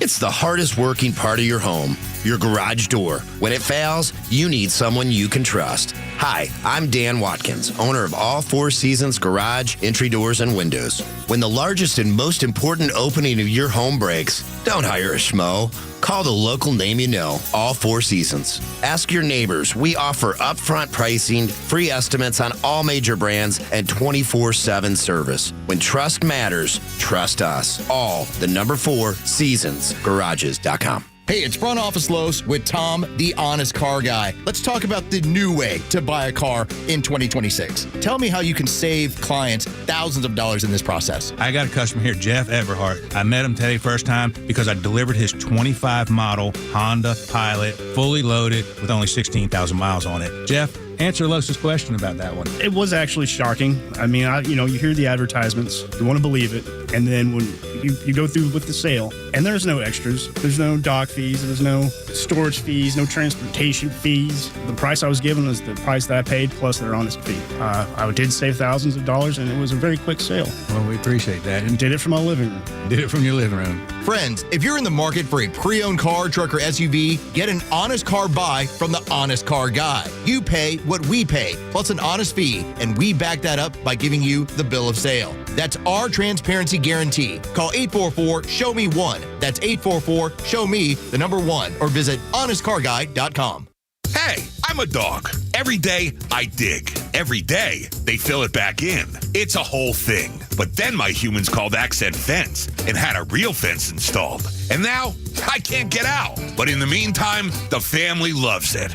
Hi, this is Jared with Accent Fence. Secure your yard with wood, vinyl, composite, aluminum, steel, or chain link fence. And right now, we're making it more affordable with no money down financing. Get your free quote today at 770-995-7463 or book online at accentfence.net. Leon was about to leave the military. My biggest concern was, what am I going to do next? He found out about My Computer Career and their military transition program. The Cyber Warrior program takes you from not knowing anything about a computer at all to being a subject matter expert. How long is that going to take? In the span of 4 months, I was able to get 4 different certifications. 4 months? Leon's advice? Highly recommended. Become a certified cyber warrior in just months at mycomputercareer.edu. This is one student's experience. Individual results vary. VA education benefits available to those who qualify. The stories that matter to you. These are your Georgia headlines. It's Monday, August 10th, and here are your headlines. Representative Alexandria Ocasio-Cortez is brushing off controversial past comments from herself and other socialist politicians, joking that the, quote, woke one era was crazy. On ABC, she said rhetoric like defunding the police was tied to the COVID lockdown era and isn't language any candidates would use today. She also distanced herself from positions held by the National Democratic Socialists of America. A new CDC report finds nearly 200,000 emergency room visits linked to cannabinoid hyperemesis syndrome between January 2023 and May of 2026 was the condition that causes severe nausea, vomiting, and abdominal pain, and is also associated with frequent marijuana use. Researchers say findings highlight growing concerns about the health effects of habitual use. And finally, Georgia officials are considering changes to the state's voting system ahead of the 2028 deadline to require a new system. A bipartisan committee is reviewing possible options, with local election officials saying the priority should be finding a new system that voters trust, with the Georgia General Assembly having the final say. Expect a mix of sun and clouds today in the morning, with the chance of afternoon storms in the downtown and metro area. Be a high of 89 and a low of 73. Your Extra 106.3 headlines. I'm Bryce Gobert.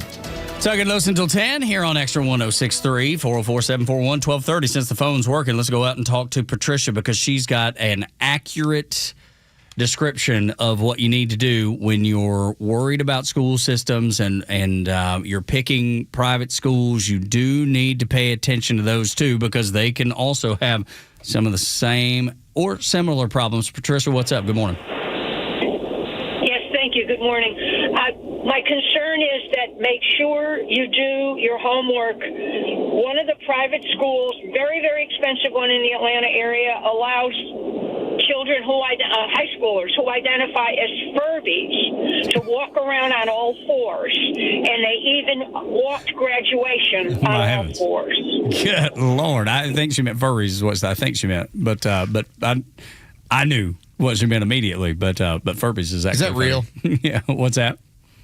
Do you think that know. story's real? I don't know. I don't know. I don't believe it to be, but yeah, maybe I'm wrong. If somebody else can verify, then I do know, because there's always the tale of well, and then they have a water bowl, and then they have a food bowl, and they're allowed to, and that has never been confirmed. Yeah, we have a friend who's a teacher that says there is some acceptability in Fulton County schools. She didn't go into all that, and I won't go into it either, because I've not seen it with my own eyes. But she just says that you do need to pay attention, and I think Patricia's right. You do need to pay attention to where you go. You should be paying attention to a whole lot of making sure that the values match up. Because Tug partakes in a furry lifestyle, but he's a grown man, right? All the time, man. I mean, come on, look at me. I mean, don't you see Furby when you see me?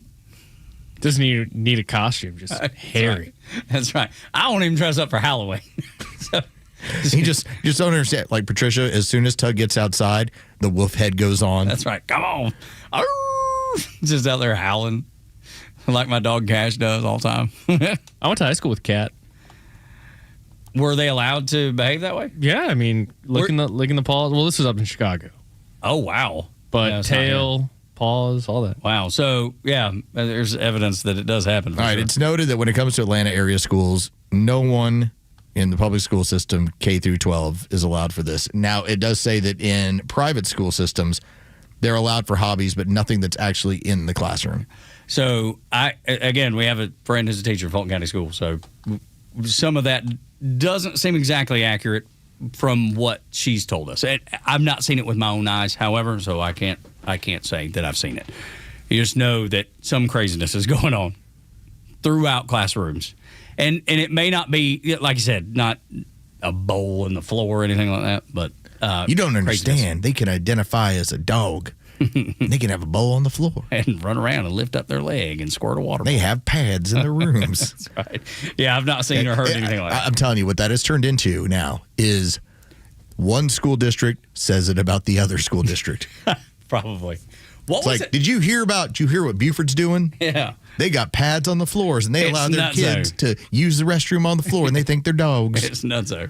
What was it like? Did you hear what's going on in Clayton County? They're allowing pads on the floor. That's terrible. It's like the game operator where it just keeps going. What was it like in Chicago though? Since you brought that up. What do you mean? Just like in terms, just like what that situation was allowed with the person that had. I mean, it wasn't anything. I mean, you'd see them just walk around like during lunch. They'd prowl. I don't know what the word is, but around they would jump. Well, but if he saw it for himself.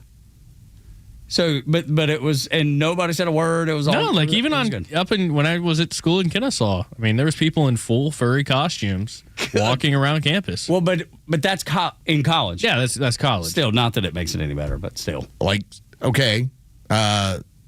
Atlanta at the college level, they have a student furry club, but that's a student-oriented organization in college. So gross.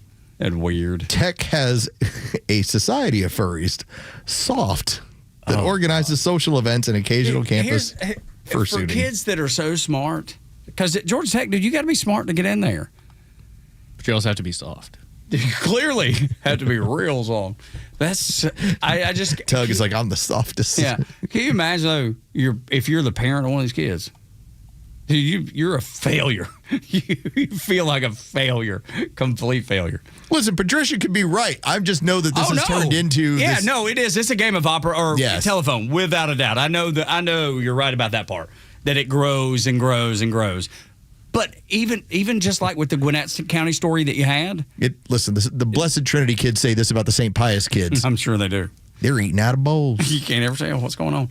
They're wearing furry costumes. But it always starts somewhere, just like with your example at Gwinnett County Schools. It starts with this crazy leftist politics. So that's no matter what level it gets to, whether it's just a dip of the toe or it's full blown, it all starts somewhere. One of my favorite looks that we ever get.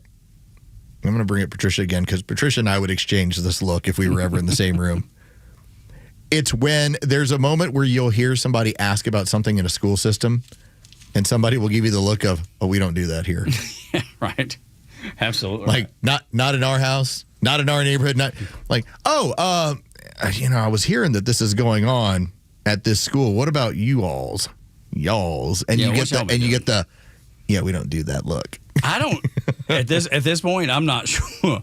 I'm not sure I get to give that look at all because I don't know what's happening in Fulton County schools. It's just because my kid's not there and hadn't been there in a while.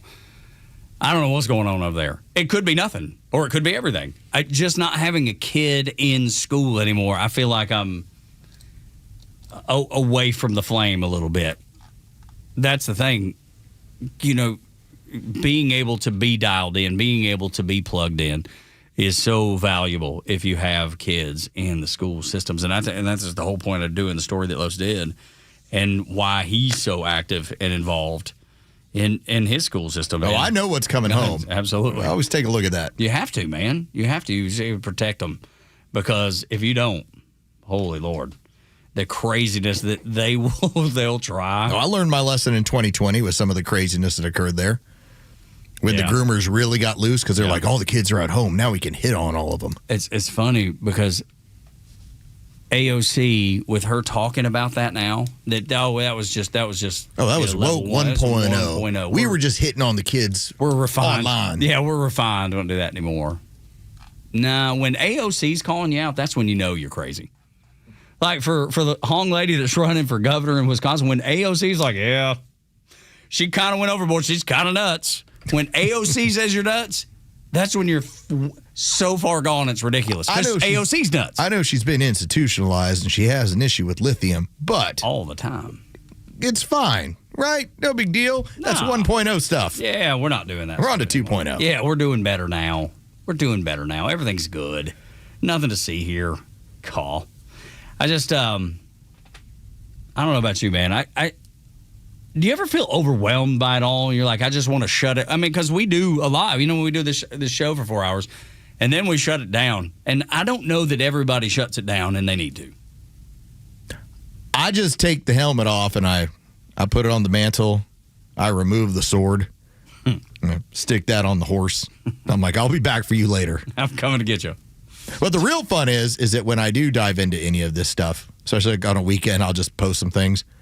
Let me just tell you, I don't care if you have a different view of mine because I don't care.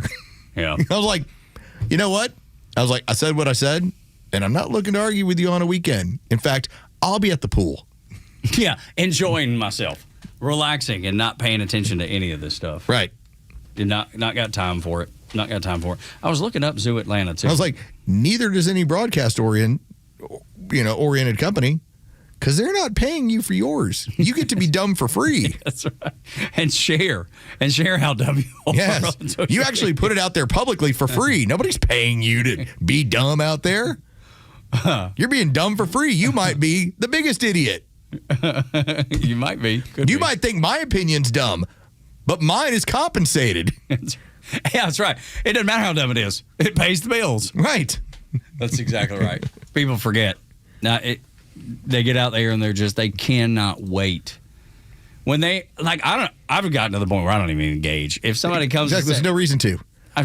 Unless it's something that's, hey, Braves base running errors, which I was going back and forth with a little bit. Okay, I'll talk about that. That's fine. I'll talk about your favorite rock and roll band. When you want to argue, I don't have time. If I was to try and explain to Eddie Vedder how to write a song, does that seem kind of silly? Yes, it does, because he's really good at that. And kind of seems like that's his job. That's what he's compensated to do. That's what he's done professionally. Why am I going to argue with somebody out there who doesn't have anyone who's willing to pay them for their opinion? I wouldn't. I like arguing with Bortz. Bortz is paid. Bortz is going to hold his own. And we do occasionally. Yes. Have a little session with Bortz. We'll go back and forth on some stuff. We'll get to do it tomorrow. Because occasionally he has an interesting take on something. We'll be like, well, but listen, if you call into this show, that's perfect. I'm like, fine, have a difference of opinion. Let's have it out. Let's have a discussion. Let's chat about it there. When it's 10 o'clock at night and I'm getting your string of stuff on X, I'm like, not interested. Or 3 in the morning. Or 3. That's the funny ones. Goodness. Like, how are you still thinking about me at 3 in the morning? I don't even think about Gobert at 3 in the morning. And Gobert's got sweet birdie youth on both shoulders. He's got a lot going for him. If you were thinking about Gobert it'd be strange. At 3 in the morning, I'd be like, Los, hey, what's going on, man? Why are you thinking about the Gobert? Now 4:45, I'm like, that's different. That man's house got hit by lightning. Yeah, right. That's different. It's pretty crazy. It is, which his house did. He got his tree in the front yard been struck like 9 times. Got struck again. This time it's going to die. It finally died. Poor thing. We've all been there though, where you have just lightning tear through the house, and then they had this ring thing. And it's like a control panel for the lights, for like the outside lights. Okay. And it was blown off the wall. Los described it, and accurately, because Gobert showed us the picture, it looked like a confetti cannon had gone off. I mean, the lightning just ripped it to shreds. It was unreal. I've never seen anything that wasn't like on fire exploded. That was just, it just popped. Like it looked like the fan just made everything pop. I don't know. It's crazy. It's amazing the things that can happen with lightning and just Mother Nature. You know, the people that are not intimidated by it, which I'm not. I am. But one day I'll probably pay for it. Because I was sitting out on the front porch. If there's a tornado coming, are you on the front porch watching?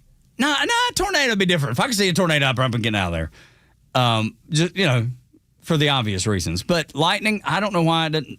I sat on the front porch. Me and my wife both sat on the front porch with the dog sitting in my lap on the rocking chair, just watching the storm, man. And it was so cool.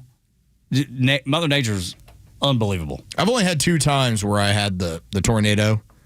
You've been near a tornado? Yeah. The first one, I was in Little League, and we decided that now was the time. In fact, it was my dad, who was our coach, calls timeout to tell the umpire, yeah, that's right over there. That tornado looked like it's headed our way. And so we had to go hide in the concession stand, which... in my mind, I'm going to die next to Colby Harris. Like, this is awful. This is no good. Then it hit like about a mile away. It took out a veterinarian clinic. But we saw it when it was above us. And then the only other time was, if you ever want to look up downtown Fort Worth tornado on Google, that thing was bounding down the highway towards my apartment with me and my roommate. Lord. And it turned into, well, we don't really have a whole lot of options, because there was a drainage system, like an overpass that we could get in. But the problem is like the 10 minutes before we were thinking about doing it, it flash flooded. Wow. And suddenly it was like 8 feet of water. We're like, well, that's not an option. And sure enough, it hit like a storage facility like half a mile from our place. Good Lord. I didn't realize this. There was an EF0 tornado that hit Towns County just less than 2 weeks ago. Ripped some things up, 75-mile-an-hour winds, covered about 1.69 miles, and it was 100 yards wide. That is according to the National Weather Service. Started about 8:34 p.m. and went for about 6 minutes. I didn't even hear about that. That's the deal. I didn't even hear about it. Because all the tornadoes, depending on their category, is based on damage. Mm-hmm. So just because you're like, it's an EF0, it's just because it didn't destroy and tear everything up. Yeah, it didn't leave a trail of destruction.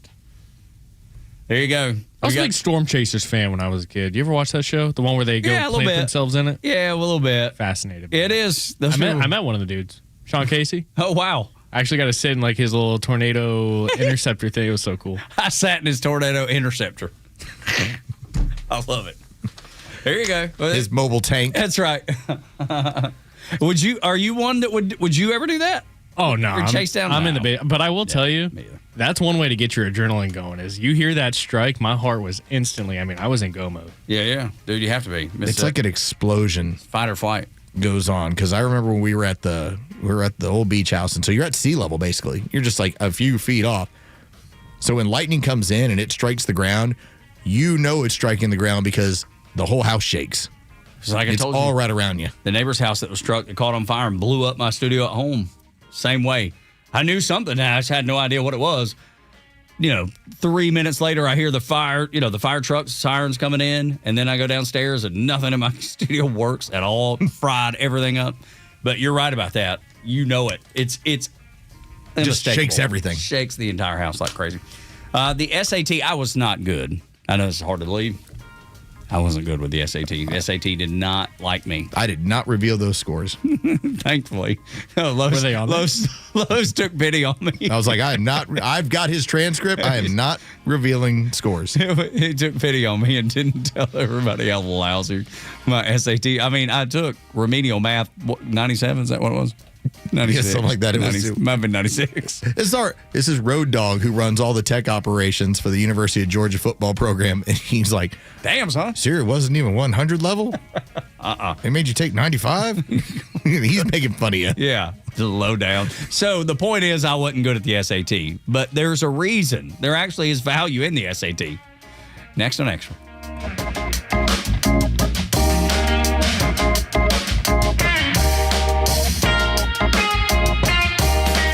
Extra 106.3 Sports, powered by 680 The Fan.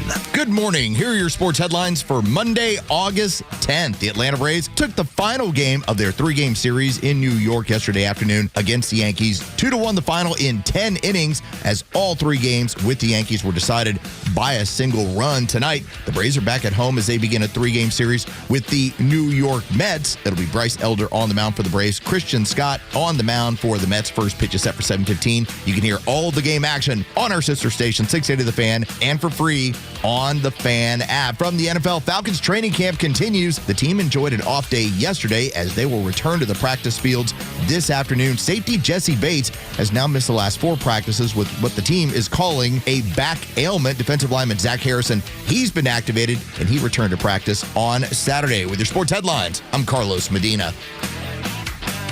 Toyota's national sales event is happening now through August 31st at Marietta Toyota. Thinking about going electric? Well, the 2026 Toyota BZ gives you an all-electric Toyota with no gas stops, a quiet commute, with confidence of buying from a dealership you know. For drivers who want to spend less time at the pump and more time enjoying the drive, BZ is a smart way to try all-electric without leaving Toyota behind. Every new Toyota includes a nationwide lifetime powertrain warranty. That's unlimited time and unlimited mileage as long as you own it. We've been voted Best of Cop for 2026, Best New Car Dealership, Best Service Center. For well-qualified buyers, special financing is available on the new 2026 Toyota BZ. 0% APR for up to 72 months through August 31st. Visit us on Cobb Parkway South, just north of True Stadium, Marietta Toyota. Since 1975, we've been here and we'll be here for you. 0% APR for 72 months with approved credit through SCTF. Not all buyers qualify. Offer ends 8/31/26. See dealer for details. All prices exclude tax, tag, and title, and include $699 dock fee and $257 electronic tag fee.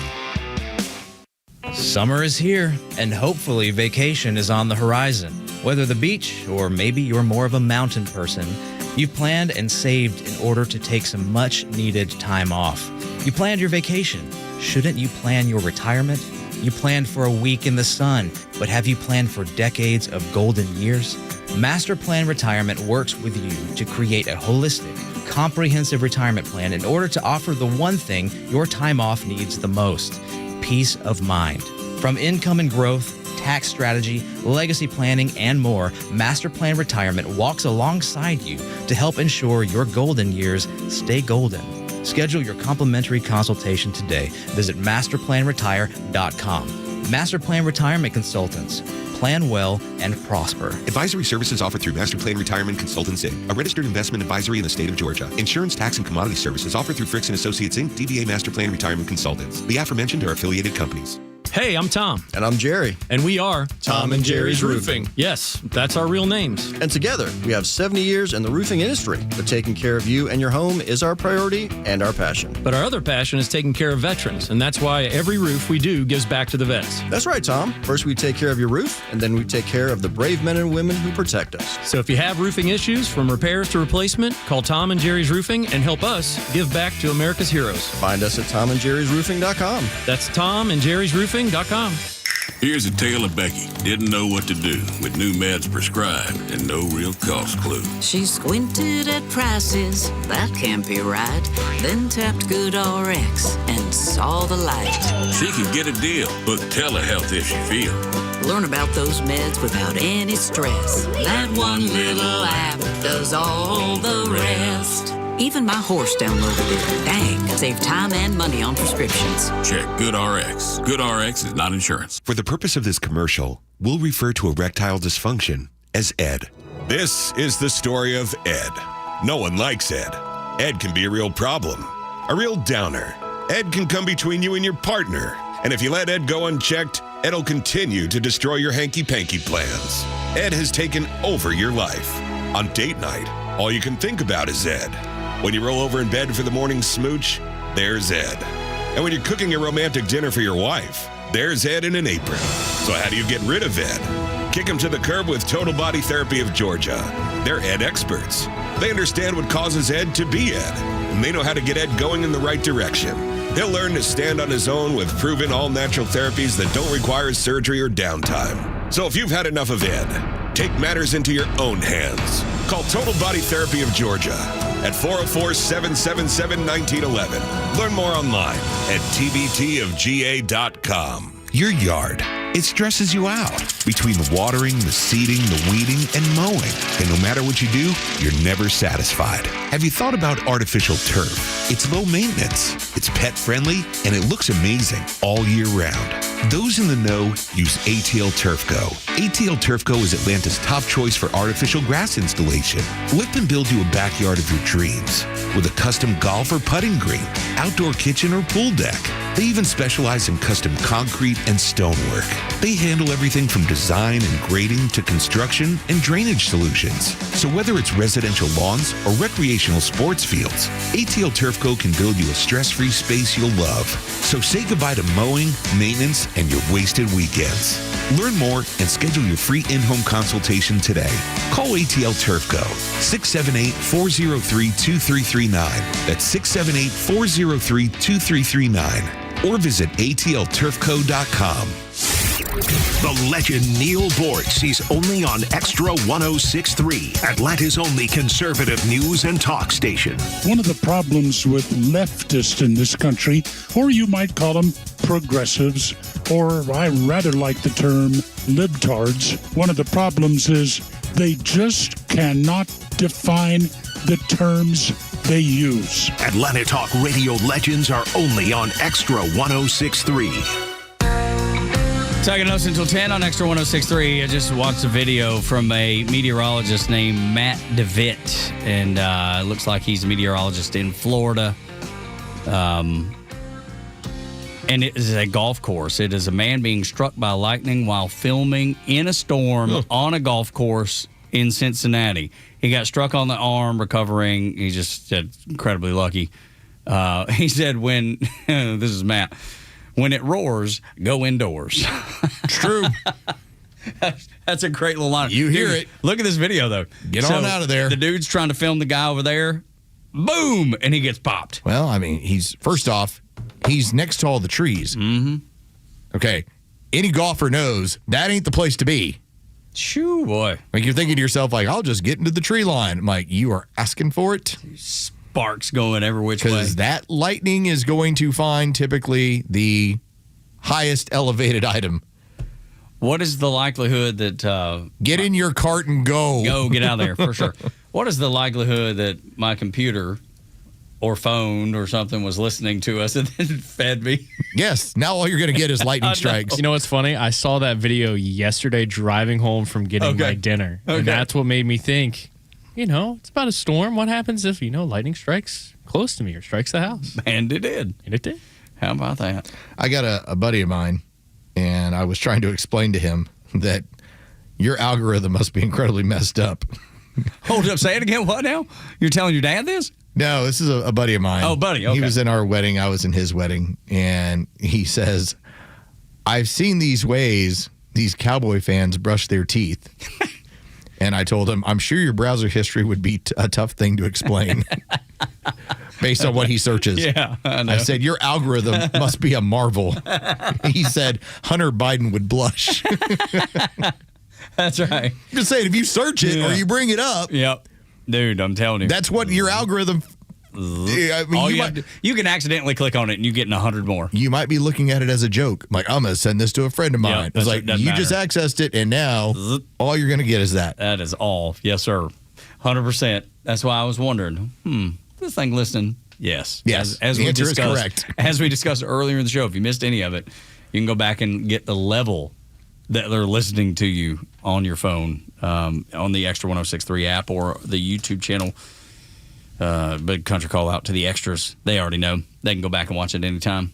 But they're there watching it now, so no need. The SAT was not nice to me.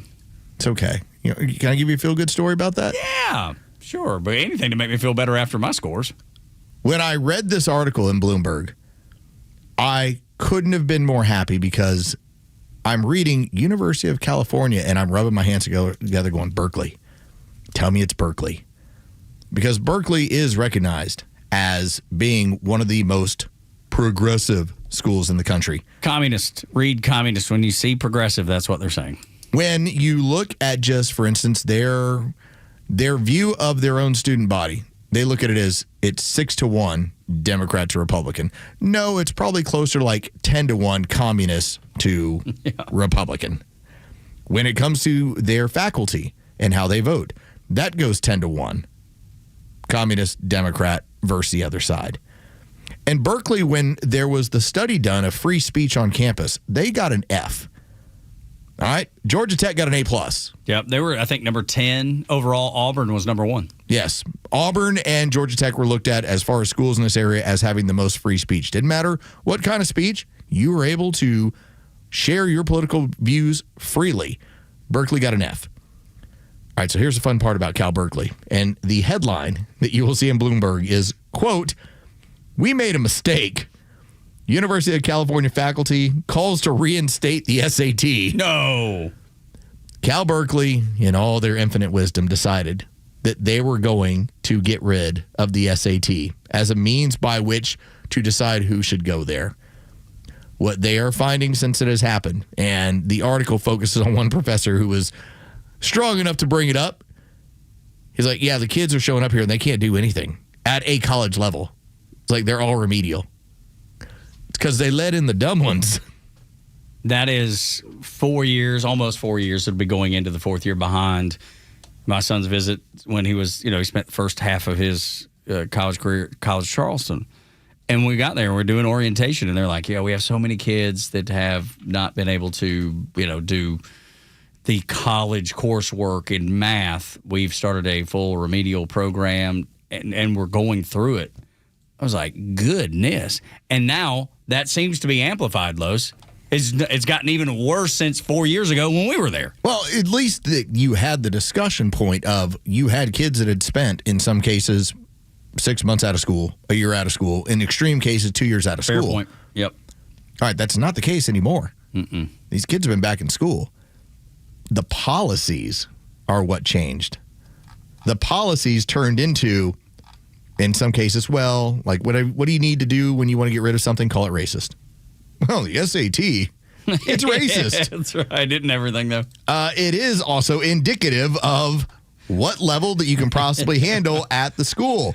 In this case, it was the Randy Schechtman thought the University of California was right to ditch the SAT.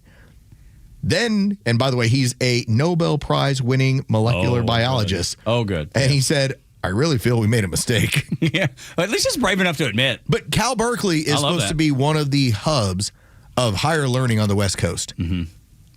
And yet, they decided, well, we don't need the SAT because the SAT is racist. Yes, that was a Neil Vortism. Then this is what you get. Yes, that was my ode to Neil. And this is what you get. You end up getting a lesser quality of student. Of course. And the Nobel Peace Prize winner is looking around going, these kids are dumb. How many times have Angela Morbido brought that up? Yep. She was the spokeswoman, however you want to say. Reconsider the test-free admissions policy. For the Department of Education in the first Trump administration. She was like, yeah, standardized testing is a good thing, and we need to bring it back everywhere. And she's a smart lady, man. Georgetown grad. She knows her stuff. When she'd already told us that. Not that anybody with fair-minded common sense wouldn't have already known that, but to have somebody to work at that level to go, yeah, we need to. And then for a Nobel Peace Prize winner to go, yeah, we probably made a mistake there. To say they're showing up here incapable of doing college-level work. Having the courage to admit it, though, because there were people that were piling on him. That faculty lounge hated his guts because he's racist now for bringing Well, the fun part is it does say in the article in Bloomberg, he's not the only one. Now, he's cited, but it talks about the amount of faculty there. Let's face it. At least they're being honest, man. I applaud Berkeley. I wouldn't have thought. This is the mental, for their term, the mental bourgeoisie. They look at it as, if you're showing up in my classroom, you're supposed to be on this level to understand what I'm telling you. They're now seeing the results of, we just let in anybody. These people have no idea what I'm talking about. I don't know which way's up. It's like, this is not worth my time. That's the way they look at it. Be letting Tug Howard in there. Can you imagine that? Here comes Tug. That Nobel Peace Prize winner talking to me. God, I can't even stand next to you. You're so dumb. I hear it now. And you wouldn't be wrong. Oh, well. I'll do the best I can with what I got, with the hand that was dealt. That's going to do it for us. Beck is up next. Then Clay and Buck, biggest show in all of conservative media. And local afternoon show with the Kemmer Pete. No, you're not, Kemmer Pete and Flounder up at 3 o'clock. For Los and Bryce, I'm Tug. Y'all come back now, you hear?